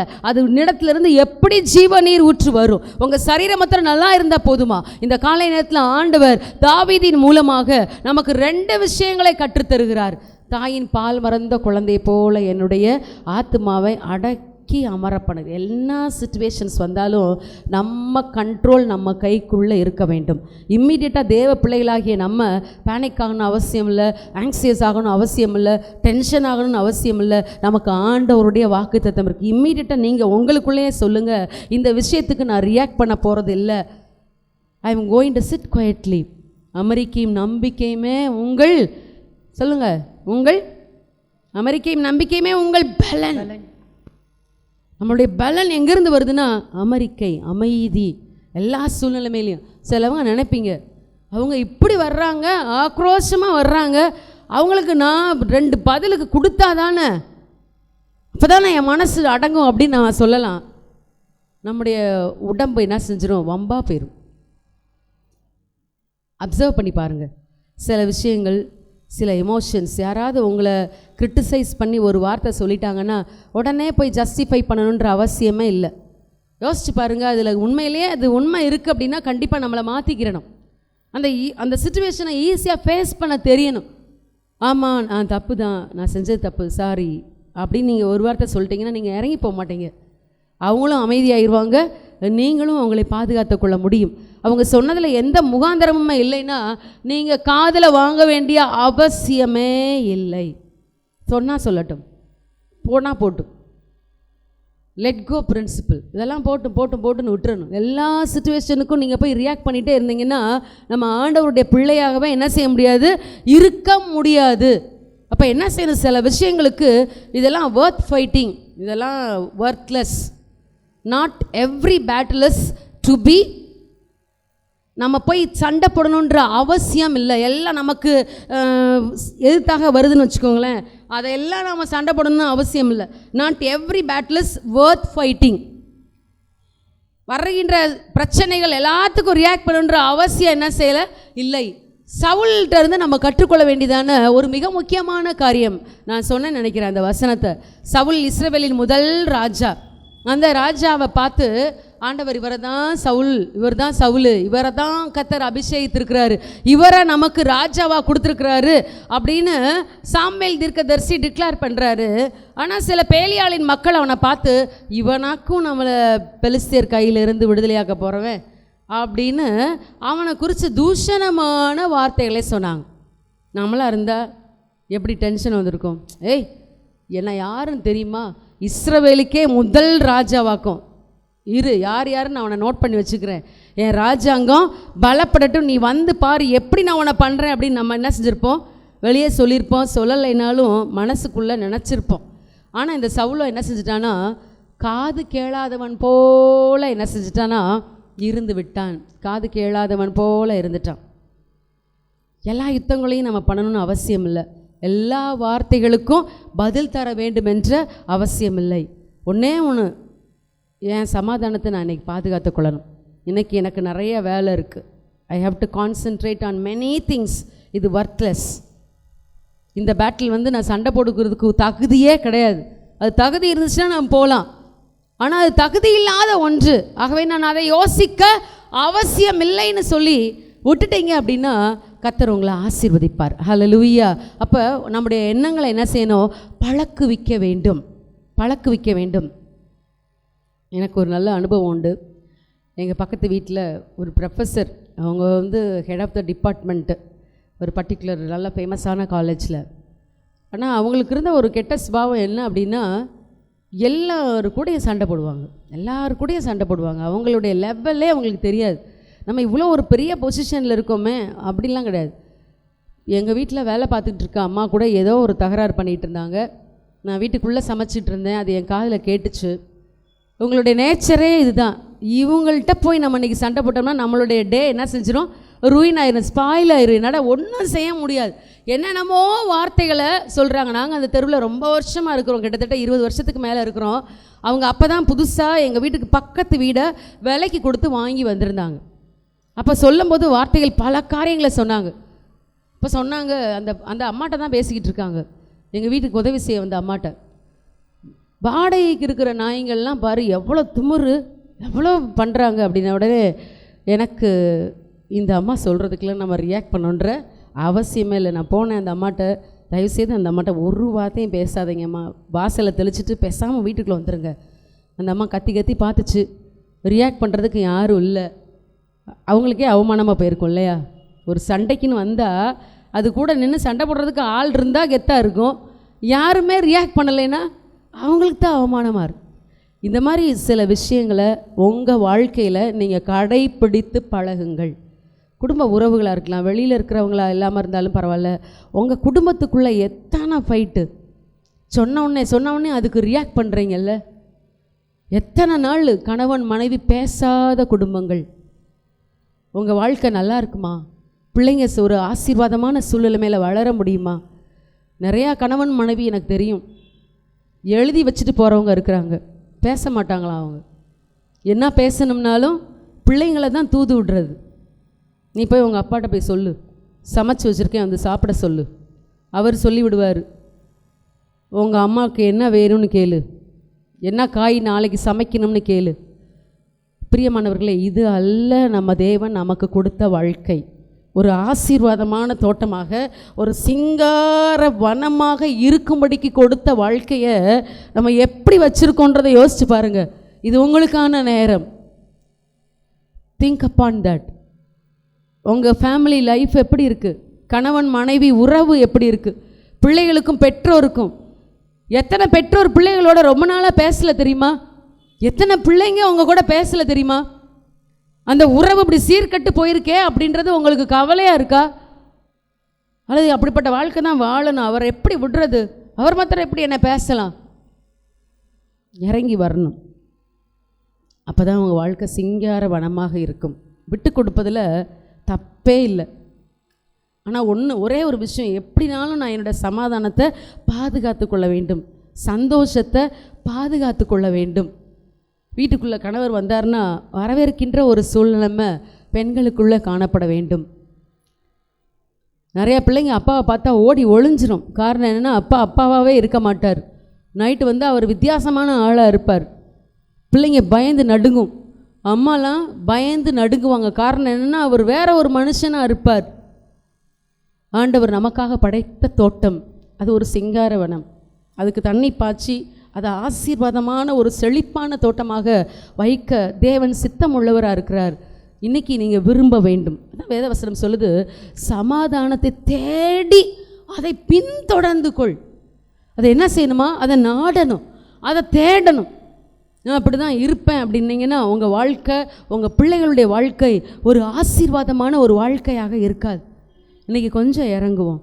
நம்மளாம் சாதாரண மனுஷங்க தான். தேவாதி தேவன் வானத்தையும் பூமியும் சர்வத்தையும் படைத்த ஆளுகை உள்ள கர்த்தர். அந்த தேவன் எத்தனை வார்த்தைகளை அவர் காதில் கேட்டு அவங்களுக்கெல்லாம் ரியாக்ட் பண்ணார் நினச்சிங்களா? இப்போ நம்மளாம் சாதாரணமானவங்க தானே. அவர் நம்மளை பார்த்து எப்படி சொல்கிறார் தெரியுமா? மண்ணென்று நினைவு கூறுகிறாராம். தேவாதி தேவன் அவரை குறித்து பச்சை பச்சையாக பேசினாங்க. எங்களுக்கெல்லாம் அப்பா யாருன்னு தெரியும், உனக்கு அப்பா யாருன்னு தெரியுமா? எவ்வளோ பெரிய வார்த்தை, அப்படி தானே? பெரிய வார்த்தை. இதெல்லாம் வந்து அவர் காதிலே வாங்கலைங்க. அவர் he came to the earth for a definite purpose. ஒரு முக்கியமான ஒரு நோக்கத்துக்காக இங்கே வந்திருக்கேன். என்னை யாரும் டிஸ்ட்ராக்ட் பண்ண முடியாது, என்னை யாரும் பயமுறுத்த முடியாது. ஒவ்வொருத்தருக்கும் என்னை கோபப்படுத்தி என்னுடைய எமோஷன்ஸை பாதிக்க வைத்து என்னை திசை திருப்புகின்றவர்களுக்கு எல்லாத்துக்கும் நான் ரியாக்ட் பண்ணணுன்ற அவசியம் இல்லை. ஒரு தடவை ஏசுட்ட வந்து அப்படியே பயமுறுத்தி பரிசேயர்கள் சொன்னாங்க, ஏசுவே உம்மை கொல்றதுக்கு ஏரோது ரெடியாக இருக்கிறான், தயவுசெய்து இந்த இடத்த விட்டு போயிருங்க. அப்போ அவர் ரொம்ப சாதாரணமாக சொன்னார், என்னையெல்லாம் யாரும் கொல்ல முடியாது. நான் இன்றைக்கும் நாளைக்கும் இங்கே இருந்து ஊழியம் செய்யணும், உபதேசிக்கணும். அதுக்கப்புறம்தான் நான் நிறைவடைவேன். எருசலேமுக்கு புறம்பே எந்த தீர்க்கதரிசியும் கொல்லப்படுவதில்லைன்னு போய் அந்த நரிக்கு சொல்லுங்கள். உங்கள் லைஃப்பில் ஒரு டிட்டர்மினேஷனோடு இருக்கிறீங்களா? இந்த நாளில் கர்த்தர் எனக்குன்னு இவ்வளோ வேலைகள் இருக்குது, இந்த பொறுப்புகள்லாம் இருக்குது, இந்த சின்ன சின்ன விஷயங்கள் என்னை டிஸ்டர்ப் பண்ணுறதுக்கு நான் அனுமதிக்க மாட்டேன். எதெல்லாம் நம்ம வாழ்க்கையை பாதிக்குது யோசிச்சு பாருங்கள். ஒரு பேப்பர் எடுத்து உங்களுடைய இமோஷன்ஸை, உங்களுடைய சந்தோஷத்தை, இன்றைக்கி காலையில் நல்லா சந்தோஷமாக வந்திருக்கீங்களா? கணவன் மனைவி பிள்ளைங்க எல்லோரும் நல்லா காலையில் சேர்ந்து ஜெபித்து இன்றைக்கி ஆண்டவரை தேடுற நாள், நம்ம மனமகிழ்ச்சியாக போனோம், கர்த்தர் நம்ம கூட பேசுகிறார், அப்படிலாம் பேசுனீங்களா? அப்படிலாம் உங்கள் அப்பா அம்மாரெலாம் உங்கள் பிள்ளைங்களை பார்த்து ஜெபம் பண்ணுறீங்களா? உங்கள் மனைவிக்காக ஜெபிக்கிறீங்களா? ஈசாக்கு தன் மனைவிக்காக வேண்டுதல் செய்தான் என்று வேதவசனம் சொல்லுகிறது. உங்கள் கணவனுக்காக, உங்கள் மனைவிக்காக, உங்கள் பிள்ளைகளுக்காக நீங்கள் ஜெபிக்கிற ஒரு பெற்றவராக இருக்கிறீங்களா? எங்கள் அப்பாலாம் எங்களை போகும்போதும் வரும்போதும் எந்த சைடு போனாலும் தலையில் கை வச்சு ஜெபம் பண்ணிக்கிட்டே இருப்பாங்க. ஆண்டவரே என் மக ஆசீர்வாதமாக இருக்கணும், என் மக ஆசீர்வாதமாக இருக்கணும், நான் விதைச்சிருக்கிற என் பிள்ளைங்க அறுக்கணும். இப்படிப்பட்ட வார்த்தையை தகப்பன்மார் யாராவது உங்கள் பிள்ளைகளை பார்த்து சொல்கிறீங்களா? உங்கள் மனைவியை நீங்கள் ஆசீர்வதிக்கிறீங்களா? உங்கள் மனைவியை பார்த்து என்ன வார்த்தை சொல்கிறீங்க? எத்தனையோ பேர் குணசாலியாக இருந்தது உண்டு, நான் நிறைய பேரை பார்த்துருக்கேன். ஆனால் நீ அவர்கள் எல்லாத்துலேயும் நீ மேற்பட்டவள்னு சொல்லி உங்கள் மனைவியை பார்த்து என்னைக்காவது பாராட்டியிருக்கிறீங்களா? என்னென்ன காரியங்கள்லாம் நம்முடைய குடும்ப உறவுகளை சீராக்குமோ அதை செய்ய வேண்டும், அதை செய்ய வேண்டும். என் குடும்பம் என்னால் சந்தோஷமாக இருக்கணும் அப்படி நீங்கள் கொஞ்சம் எடுத்து டிசிஷன் எடுத்து பாருங்களேன். சில விஷயங்களுக்குள்ளே இறங்கி பாருங்கள், கொஞ்சம் விட்டு கொடுத்து பாருங்கள். என்ன செஞ்சால் இந்த பிரச்சனை பிரேக் ஆகும் அப்படின்றத நீங்கள் யோசிக்கணும். அப்படியே பல நாட்களாக பேசாமையே இருக்கின்ற குடும்ப உறவுகள் எல்லாம் காக்கப்படாத ஒரு தோட்டங்களாக, தண்ணீர் பாய்ச்சப்படாத ஒரு தோட்டங்களாக அப்படியே மாறி போய்விடும். இந்த உன்னத பாட்டில் வாசிக்கிறோம், நம்முடைய தோட்டத்தை கெடுக்கிற குழி முயல்களையும் சிறு நரிகளையும் குழி நரிகளையும் போய் பிடிச்சிட்டு வாங்க. நம்முடைய தோட்டம் பூவும் பிஞ்சுமாய் இருக்கிறதே. நம்முடைய லைஃப்பையும் கெடுக்கிறதுக்கு பலவிதமான காரியங்கள் வருது. நம்ம வாழ்க்கை அப்போ தான் கொஞ்சம் கொஞ்சமாக வளர ஆரம்பிக்குது, ஒரு செழிப்பை நோக்கி போகுது. இப்போ தான் கணவன் மனைவின்னு ஒரு நல்ல உறவுக்குள்ள பிள்ளைகளை பார்த்தா ஒரு சந்தோஷமாக ஒரு இப்போ தான் அப்படியே ஒரு பட்டிங் லைஃப் மாதிரி வந்துக்கிட்டு இருக்கும்போது என்ன செய்யுதுன்னா பிசாசுக்கு அது என்ன செய்யாது, பிடிக்காது. அப்போ ஆண்டவர் சொல்கிறாரு, நம்ம தோட்டத்தை கெடுக்கிற, நம்முடைய திராட்சை தோட்டத்தை கெடுக்கிற குழி நரிகளையும் சிறு நரிகளையும் என்ன செய்யுங்க, போய் பிடிங்க. முதல்ல ஃபஸ்ட்டு ஐடென்டிஃபை பண்ணுங்கள் உங்கள் குடும்ப உறவை, உங்களுடைய மன சமாதானத்தை யாரெல்லாம் பாதிக்கிறாங்க, எப்படிப்பட்ட வார்த்தைகளெல்லாம் பாதிக்குதுன்றத நீங்கள் அப்படியே கொஞ்சம் யோசிச்சு பாருங்களேன். என்ன சொன்னால் நான் டிஸ்டர்ப் ஆகிறேன், எந்த காரியம் ஏதோ ஒரு மனுஷனை பார்த்தாலே சிலவங்களுக்கு டிஸ்டர்ப் ஆயிடுவாங்க. அந்த ஆளை பார்த்துட்டாலே போதும், அவ்வளோதான், அந்த நாள் ஃபுல்லும் தொலைஞ்சிச்சு. அப்போ எதனால இந்த மனுஷன் மேலே நிறைய வச்சுருக்கேன் கசப்பு உள்ளுக்குள்ளே, பார்த்த உடனே ரியாக்ட் ஆகுது இல்லையா? கெமிக்கல் சப்ஸ்டன்சஸ்லாம் பார்த்தீங்கன்னா சிலதோட போட்டோன்னே புஷ்ன்ட்டு அப்படியே நிறையா வரும். அது மாதிரி சிலவங்களுக்கு அப்படி பார்த்தோன்னே தூரத்திலே என்ன செய்யுது, ஒரு ரியாக்ஷன் வருது. கண்டுபிடிக்கணும் அது எல்லாத்தையும், எதெல்லாம் என்னை பாதிக்குது, எதெல்லாம் என்னுடைய குடும்ப உறவை சிதைக்குது அப்படின்றத அனலைஸ் பண்ணுங்கள். ஒரு பேப்பர் எடுத்து அமைதியாக உட்காந்து பொறுமையாக உட்காந்து அதெல்லாம் கண்டுபிடிக்கணும். கண்டுபிடிச்சி ஆண்டவர் சமூகத்தில், ஆண்டவரே எந்தெந்த விஷயங்கள் எல்லாம் என் சந்தோஷத்தை கெடுக்குதுப்பா, நான் இதை நினச்சிட்டேன்னா, ஒருவேளை உங்களுடைய பாஸ்ட் லைஃபாக கூட இருக்கலாம், உங்களுடைய பழைய வாழ்க்கை, அதை நினச்சாலே குற்ற உணர்வு உங்களை வாழவே விடாது. அந்த வாழ்க்கை, அந்த எண்ணங்கள், பழைய சிந்தனைகள், அது எல்லாத்தையும் ஒரு பேப்பரில் எழுதுங்க. எழுதிட்டு கேஸ் ஸ்டவ் பர்னரை எரிய வச்சு தீக்குள்ளே கொண்டு போடுங்க. ஆண்டவரே இதெல்லாம் இதோடு என்ன செஞ்சிருச்சு, அழிந்து போனது. இந்த குழி நரிகளையும் சிறு நரிகளையும் நான் பிடிச்சிட்டேன், நான் கண்டுபிடிச்சிட்டேன், அதை நான் அழிச்சிட்டேன். இன்னமே என் தோட்டத்தில் இருக்கிற பூவையும் பிஞ்சையும் கெடுப்பதற்கு இவைகளுக்கு உரிமை இல்லை என்று தைரியமாக சொல்லுங்கள். அதை பிசாசு கேட்கட்டும், பக்கத்துலேயே வர முடியாது. உங்கள் லைஃப் ஒரு பாதுகாக்கப்பட்ட ஒரு தோட்டமாக, வேலையடைக்கப்பட்ட ஒரு தோட்டமாக அது இருக்க வேண்டும். ஹல்லேலூயா. எத்தனை பேர் ஆண்டவர் என் கூட பேசுகிறாரு, ஆண்டவர் உங்க கூட பேசிக்கிட்டு இருக்காரா? நீங்களாம் அமைதியாக இருக்கிறத பார்த்தா நான் ஏதோ ஒரு மலைக்கு முன்னாடி நின்று பேசிக்கிட்டு இருக்கேன்ற மாதிரி எனக்கு ஒரு ஃபீல் ஆகுது. ஒரு மலைக்கு முன்னாடி நின்று பேசினா என்ன செய்யும், எக்கோ அடித்து திரும்ப நமக்கிட்டே வரும். ஆண்டவருடைய வார்த்தையை அப்படியே பக்கத்தில் வரும்போது கேட்ச் பண்ணி வச்சுக்கோங்க. கர்த்தர் பெரிய காரியங்களை சீக்கிரத்தில் முடிக்க விரும்புகிறேன். ஆகவே உங்கள் மைண்டை என்ன செய்யணும்னா நீங்கள் கண்ட்ரோல் பண்ண வேண்டும். கண்ட்ரோல் பண்ணி அதை அடக்கி அதை அமர பண்ண வேண்டும். ஆமென், ஹல்லேலூயா. அடுத்தபடியாக 1 கொரிந்தியர் 5வது அதிகாரம் 8வது வசனத்தை வாசிப்போம்.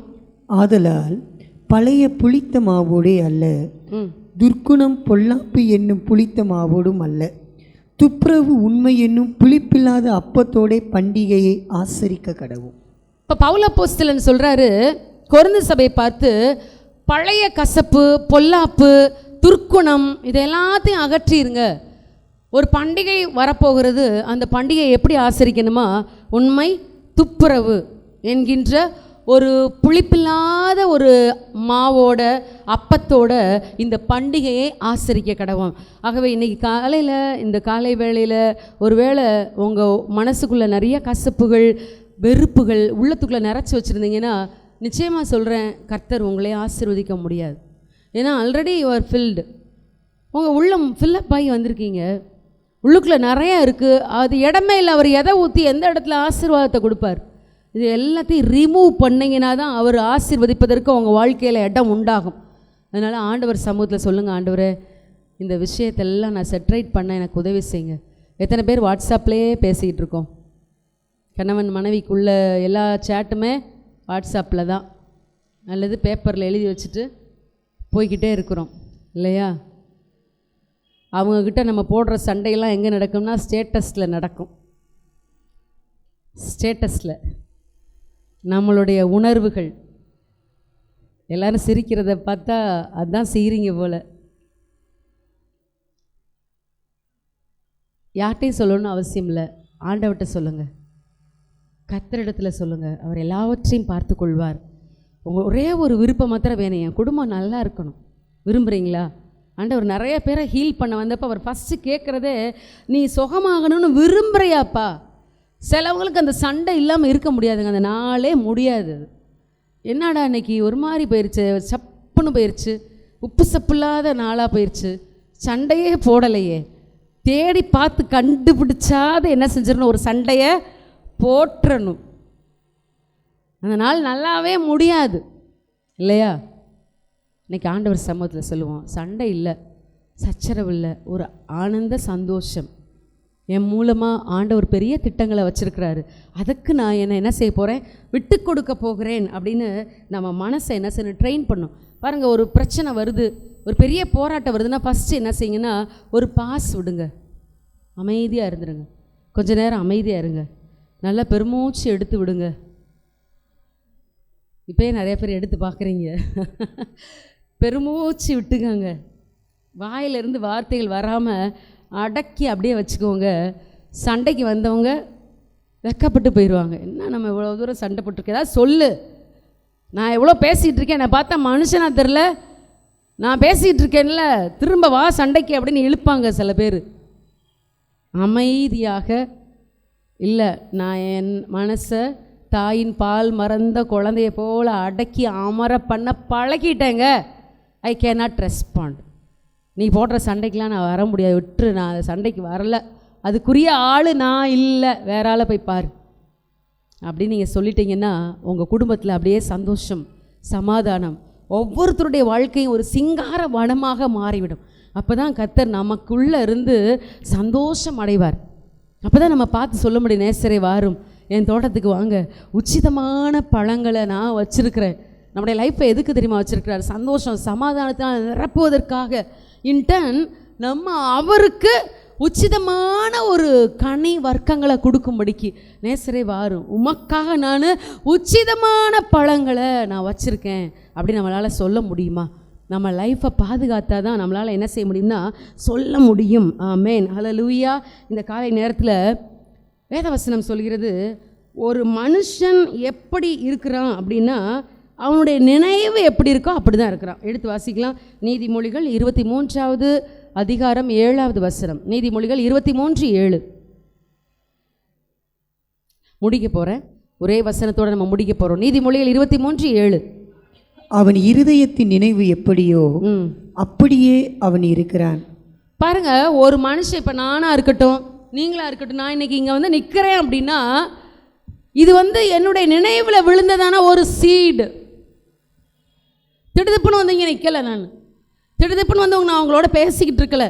இது என்னைக்கோ எனக்குள்ளே விழுந்ததான ஒரு விதை, ஒரு நினைவு, என் தெய்வத்துக்காக நான் பயன்பட வேண்டும் என்கின்ற வாஞ்சை. அந்த விதையை நான் உள்ளத்துக்குள்ளே வச்சு அதுக்கு தண்ணி ஊற்றி அதை பேணி பாதுகாத்து இன்றைக்கி அதனுடைய பலனை நான் பார்த்துட்ருக்கேன். அப்போ நான் யார் அப்படின்ட்டு நீங்கள் என்ன பார்க்குறீங்கன்னா, நான் ஒரு 5 வருஷத்துக்கு முன்னாடி, ஒரு 10 வருஷத்துக்கு முன்னாடி என்ன நினைவுகளை என் உள்ளத்துக்குள்ளே விதைச்சேனோ அதுவாக நான் இன்னைக்கு இருக்கிறேன், அதுவாக நான் இன்னைக்கு இருக்கிறேன். மனுஷனுடைய நினைவு எப்படியோ அப்படியே அவன் இருக்கிறான். நீங்கள் எப்படி இருக்க விரும்புகிறீங்க, அப்போ உங்கள் நினைவை நீங்கள் வந்து என்ன செய்யணும்னா மானிட்டர் பண்ண வேண்டும், நினைவை மானிட்டர் பண்ண வேண்டும். ஒரு ஐசியூக்குள்ளே கொண்டு போய் வச்சுருக்கிற ஒரு பேஷண்ட்ஸை பார்த்தீங்கன்னா சுற்றிலையும் இன்ஸ்ட்ருமெண்ட்ஸ் இருக்கும், அப்படி தானே?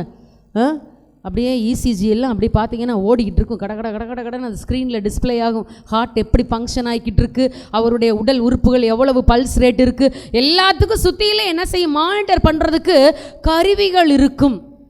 இன்றைக்கி நீங்கள் எப்படி இருக்கிறீங்கன்றதை எப்படி மானிட்டர் பண்ணணும் தெரியுமா? உங்கள் நினைவு எப்படி இருக்கிறதோ அப்படியே நீங்கள் இருக்கிறீர்கள். உங்கள் நினைவு எப்படி இருக்குதோ அப்படி தான் நீங்கள் இப்போ வாழ முடியும். நீங்கள் இப்போ இருக்கிறதான அந்த அந்த ஸ்டேட்டஸ் வந்து ஒரு 10 வருஷத்துக்கு முன்னாடி உங்கள் உள்ளத்துக்குள்ளே வச்சது, நான் இன்னும் வாழ முடியல, நான் இன்னும் ஆசீர்வாதமான வாழ்க்கைக்குள்ளே போகலை அப்படின்னா அந்த நினைவை நீங்கள் உள்ளத்துக்குள்ளே வச்சுருந்தீங்க, அதைத்தான் அறுக்க முடியும். மனுஷன் எதை விதைக்கிறானோ அதை அறுப்பான். மனுஷனுடைய நினைவுன்றது ஒரு பெரிய எனர்ஜிங்க, ஒரு பெரிய ஆற்றல். அதான் வேதவசனம் சொல்கிறது, மனுஷனுடைய நினைவு எப்படியோ அப்படியே அவன் இருக்கிறான். அதில் மாற்று கருத்தே இல்லை. நீங்கள் போடுற ட்ரெஸ்ஸாக இருக்கட்டும், நீங்கள் சாப்பிட்ற சாப்பாடாக இருக்கட்டும், உங்கள் உள்ளத்தின் நினைவு இருக்கோ அவ்வளோதாங்க நீங்கள் வாழ முடியும். அதுக்கு மேலே பியாண்ட் யுவர் திங்கிங், உங்களை பற்றி நீங்கள் நினைக்கிற எண்ணத்தை தவிர 1 இன்ச்சு கூட உங்களால் வாழ முடியாது. எனக்கு தெரிஞ்சவங்க ஒருத்தவங்க எங்கள் சபையில் முந்தி வந்துட்டு இருந்தவங்க, அவங்க குட்டி குட்டி வீடுகள்லேயே தான் குடியிருப்பாங்க. அப்போ பார்த்தீங்கன்னா ஒரு நல்ல ஒரு வீட்டுக்குள்ளே போயிருந்தாங்க. எனக்கு ரொம்ப சந்தோஷமாக இருந்துச்சு. பரவாயில்ல, கர்த்தர் உங்களை ஆசீர்வதிச்சிருக்கார் சிஸ்டர். அவங்க கொஞ்சம் வசனங்கள்லாம் நல்லா கேட்பாங்க. ஆனால் பார்த்தேன், கிச்சனில் பார்த்தா சமையல் பண்ணுறாங்க, நைட் லேம்ப் போட்டிருக்காங்க. ஏன் நைட் லேம்ப் போட்டிருக்கீங்கன்னா, அந்த பெரிய லைட்டு போட்டால் எலக்ட்ரிக் பில் கூடிரும் சிஸ்டர். என்னவா, அதுக்காக நைட் லேம்ப்லையா சமைக்க முடியும்? என்னத்தை பாருங்கள். அப்போ அவ்வளோதானே ரிசோர்ஸ் கிடைக்கும். அந்த நைட் லேம்ப் எரிச்சா என்ன எலக்ட்ரிசிட்டி பில்லு கட்ட முடியுமோ அவ்வளோதான் ஆசீர்வாதத்தை கர்த்தர் தருவார். ஆண்டவரை நம்ம அவ்வளோதானே மட்டுப்படுத்தி வச்சுருக்குறோம். எல்லா ரூம்லேயும் ஒன்லி நைட் லேம்ப்ஸு, அவ்வளோதான். அது தாண்டி போச்சுன்னா என்னால் அடைக்க முடியாதுன்றது அவங்கள பற்றி அவங்களுடைய நினைவு. ஆண்டவரை அலோ பண்ணலை. அவர் எல்லாத்தையும் பார்த்துக்கிறோம். வானத்தையும் பூமியும் படைத்த கர்த்தர் சொல்லி பாருங்களேன். அவருடையது எல்லாமே என்னுடையது. பிசாசு என்ன தெரியுமா சொல்லுவான்? உன்னுடையதெல்லாம் என்னுடையதும்பான். ஆனால் ஆண்டவர் சொல்கிறார், மகளே மகனே, எனக்குள்ளதெல்லாம் உன்னுடையதுன்னு சொல்கிறது தான் நம் தேவனாய் கர்த்தர். அப்போ அதை சொல்லி சொல்லி பழக வேண்டும். இப்போ மனுஷனுடைய நினைவு எப்படியோ அப்படியே அவன் இருக்கிற. வாலிப பிள்ளைங்களை எடுத்துக்கோங்க. அவங்க வாலிப வயசில் அவங்க மனசை எப்படி ஹேண்டில் பண்ணுறாங்க, எப்படி ட்ரெயின் பண்ணுறாங்க, அப்படி தான் அவங்களால இருக்க முடியும். இன்றைக்கி எங்கள் அக்கா பொண்ணு என்னோட கூட்டிகிட்டு வந்திருக்கேன். அவளுக்கு நிறைய ஒர்க்கெலாம் இருந்துச்சு. அதெல்லாம் அரேஞ்ச் பண்ணி வச்சுட்டு என் கூட நீ இருக்கணும்னு சொன்னதுனால அவளுடைய ஒர்க்கெல்லாம் ஷெட்யூல்லாம் மாற்றிட்டு இன்றைக்கி என் கூட வந்திருக்கிறா. இன்றைக்கி ராபர்ட் பஸ் கம்பெனியில் ஒரு பெரிய லீட் என்ஜினியராக மந்த்லி 1.6 lakhs சம்பாதிக்கிற ஒரு பொசிஷனில், சின்ன பிள்ளை தான், ஆனால் வந்திருக்கிறான். அப்படின்னா அதுக்கு அவள் அந்த விதையை ஒரு 7 years 8 years பேக்கே விதைச்சிட்டா. அப்படிப்பட்ட நினைவு அவள் உள்ளத்துக்குள்ளே அப்போயே வந்துருச்சு. நான் இப்படி தான் காலேஜில் நான் இப்படி தான் இருக்கணும். I have to restrict my self. எல்லா பிள்ளைகளும் மாதிரி நான் இருக்க முடியாது. நான் இப்படி தான் படிக்கணும். நான் இப்படி தான் எல்லாத்தையும் அப்ரோச் பண்ணணும். நான் இதுக்குள்ளே போய் இப்படி தான் நுழையணும். அவளுக்கு நிறைய மல்டிபிள் என்ட்ரிஸ் கிடச்சிச்சு, ஜாப் ஆப்பர்ச்சுனிட்டிஸ் 4th year படிக்கும்போதே. காரணம் என்ன அப்படின்னா, நம்மை பற்றி நாம் வைத்திருக்கின்ற நினைவுகளே நம்மை நடத்தும். ஹல்லேலூயா. அதே போல் எனக்கு ஒருவரை நன்றாக தெரியும். நல்ல ஒரு தேவனுடைய மனுஷர். அவர் சொல்கிறது எல்லாமே சில விஷயங்கள் டிப்ரெஸ் ஆயாச்சு.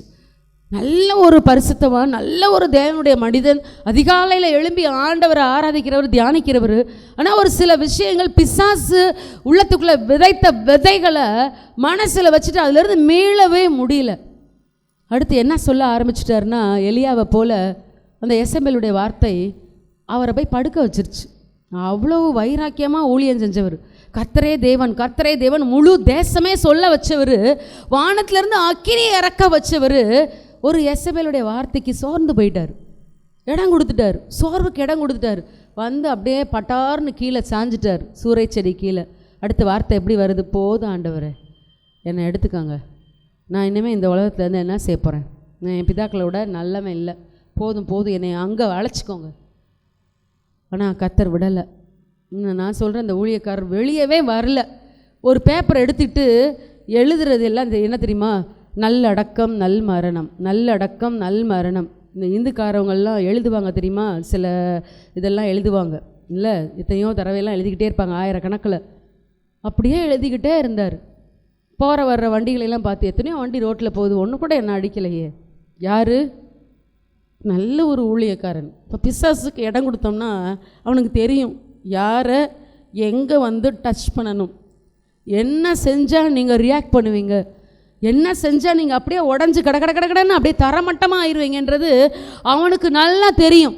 அவன் கர்ச்சிக்கிற சிங்கம் போல் எவனை விழுங்கலாமோ, யாரை அப்படியே ஸ்வாலா பண்ணலாம்னு சொல்லி வகை தேடி சுற்றி திரிகிறான். பிசாசுடைய தந்திரங்கள் உங்களுக்கு அறியாதவைகள் அல்லவே. அப்போ இந்த எண்ணங்களை சீர்தூக்கி பார்க்கணும். பாருங்கள், நடந்தது என்ன? அவர் எழுதினதை போலவே ஒரு நல்ல அடக்கம் கிடச்சிச்சு, நல்ல மரணம் கிடச்சிச்சு. அவர் நினச்சதை போலவே அந்த வண்டியும் வந்து அடிச்சிச்சு.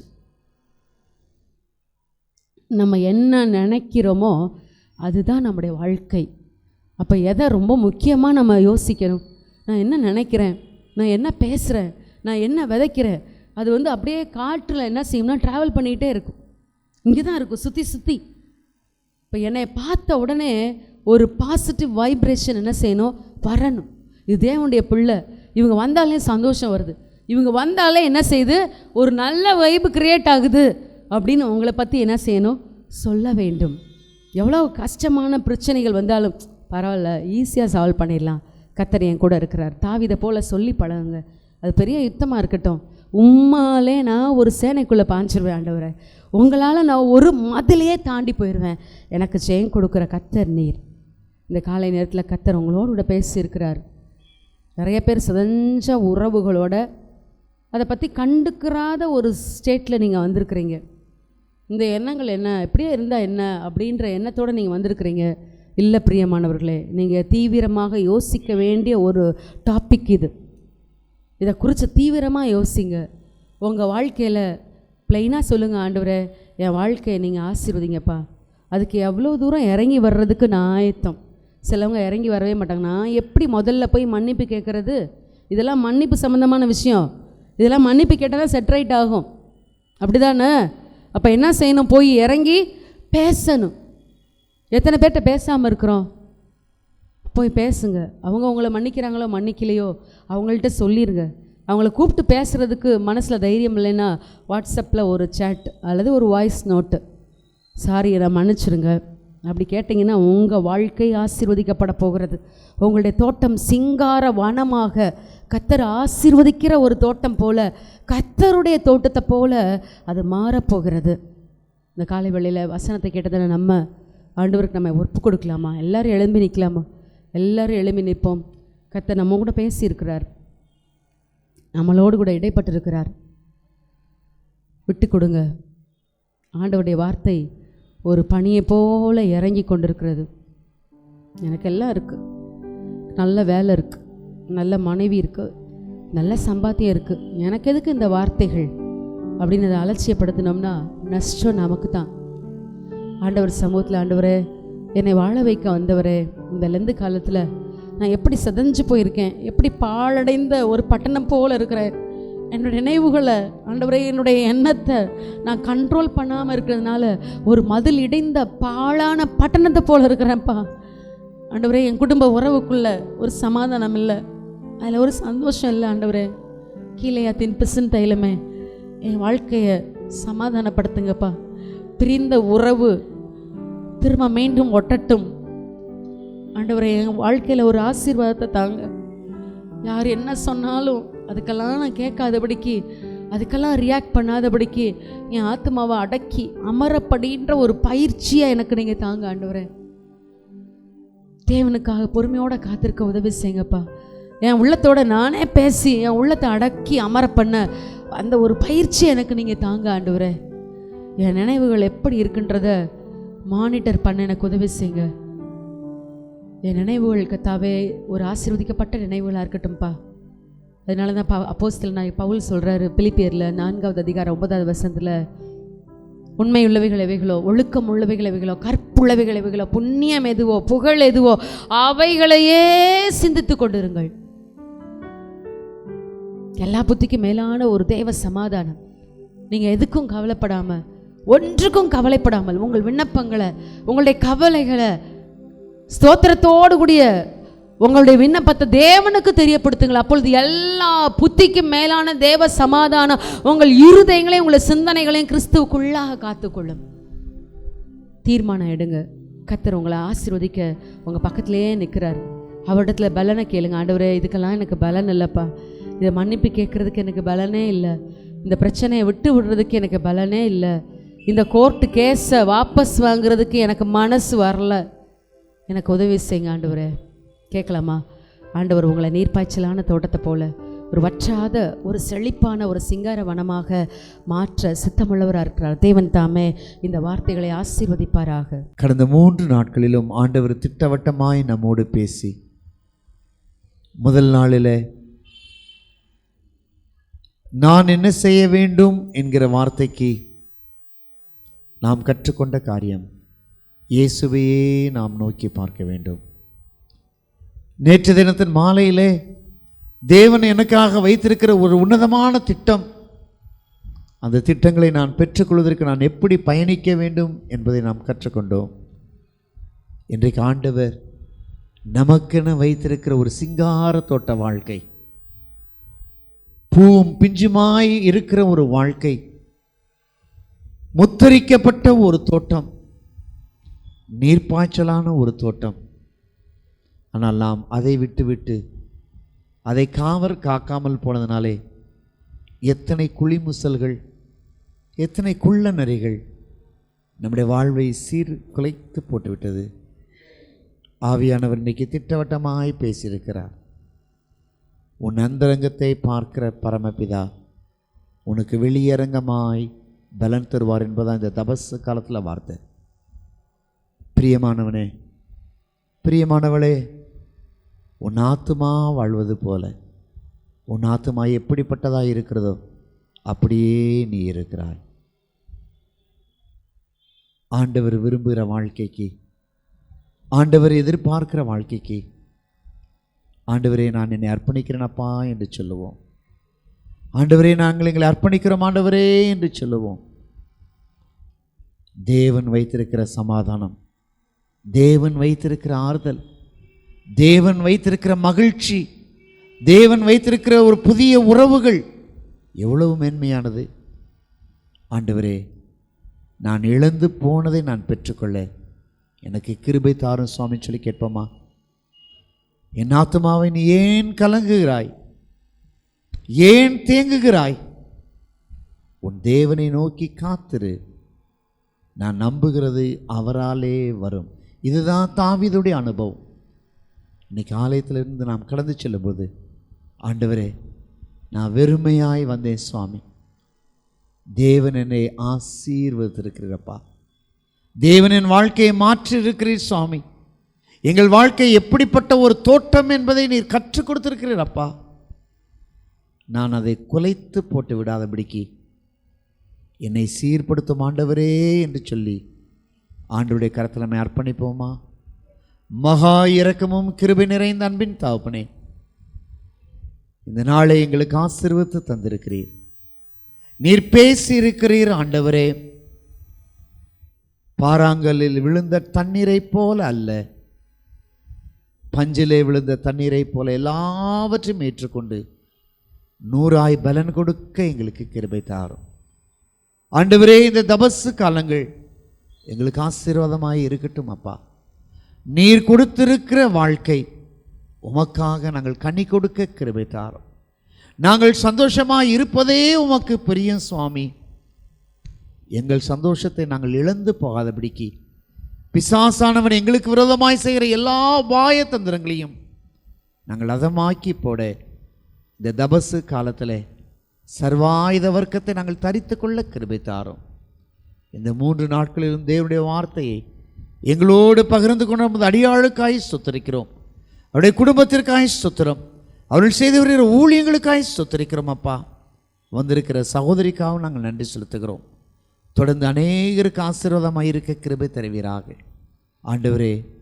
இந்த காலை வேளையிலும் யார் யாரெல்லாம் உண்மையாக ஆண்டவரே இன்றைக்கு நாங்கள் பாடின காணிக்கை பாடலை போல ஆண்டவரே, பாவிக்கு ஆவியின் கனியை ஊற்றும் சுவாமி என்று சொன்னது போல ஆண்டவரே, உம்முடைய பிரசன்னம் எங்களை வழிநடத்ததற்காக நன்றி செலுத்துகிறோம்.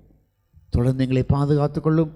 நாங்கள் காண்கிற புதிய மாதம், இந்த மாதத்தின் கடைசி வாரம் எங்களுக்கு ஆசீர்வாதமாய் இருக்க கிருபை தாரும்.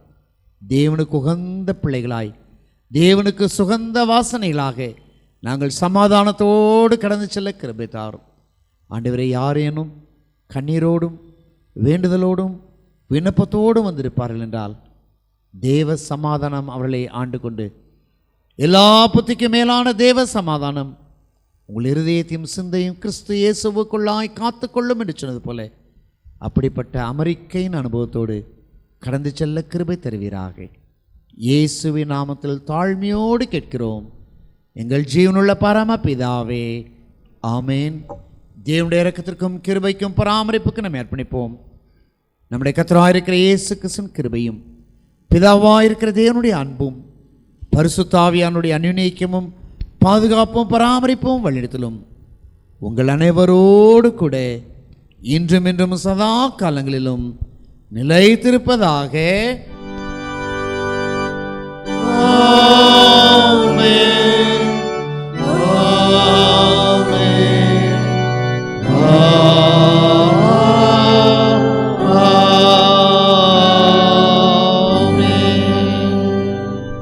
ஆறாவது நிறைவாக நாம் யாவரும் எழுந்து நின்று நாம் நிற்கும் பூமி நிலை குலைந்து அழிந்தாலும் என் நம்பிக்கையற்று போனாலும் நான் கர்த்தரையே நான் சார்ந்திருப்பேன் என்று சொல்லி நம்மை ஆண்டவருடைய சமூகத்தில் அர்ப்பணிப்போமா?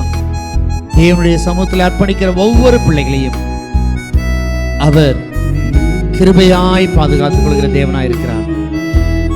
கர்த்தரை நம்புகிறவர்களோ ஒருபோதும் அசையாத பர்வதத்தை போல இருக்கிறார்கள் என்று சொல்லி சங்கீதக்காரனாகிய தாவீது சொன்னது போல ஆண்டவரை நம்புகிற உங்களை அவர் அசையாத பர்வதத்தை போல அவர் மாற்றி தருவாராக. நான் நிற்கும் பூமி நிலை குலைந்து அழிந்தாலும் என் நம்பிக்கையின் அஸ்திவாரம் அசைந்தாலும் நான் நிற்கும் பூமி நிலை குலைந்து அழிந்தாலும் என் நம்பிக்கையின் அஸ்திவாரம் அசைந்தாலும் நான் நம்புவதற்கு ஒன்றுமில்லை என்றாலும் நம்புவேன் என் இயேசு ஒருவரை. நான் நம்புவதற்கு ஒன்றுமில்லை என்றாலும் நம்புவேன் என் இயேசு ஒருவரை. கரங்களை உயர்த்தி மகிமைப்படுத்துவோமா? நம்புவேன் என் இயேசு ஒருவரை. நான் நம்புவேன் என் இயேசு ஒருவரை. நம்புவேன் என் இயேசு ஒருவரை. நான் நம்புவேன் என் இயேசு ஒருவரை. மனநிறைவோடு நாம் சேர்ந்து சொல்லுவோம். என் ஆத்துமாவே கர்த்தரை ஸ்தோத்திரி, என் முழுமையான பிரசனாமத்தை ஸ்தோத்திரி. என் ஆத்துமாவே கர்த்தரை ஸ்தோத்திரி, கர்த்தர் செய்த சகலவால் மறவாதே. ஆமேன். கர்த்தர் உங்களோடு இருப்பாராக. சமாதானத்தோடே நாம் போய் வர கடவோம். ஆமேன். God bless you.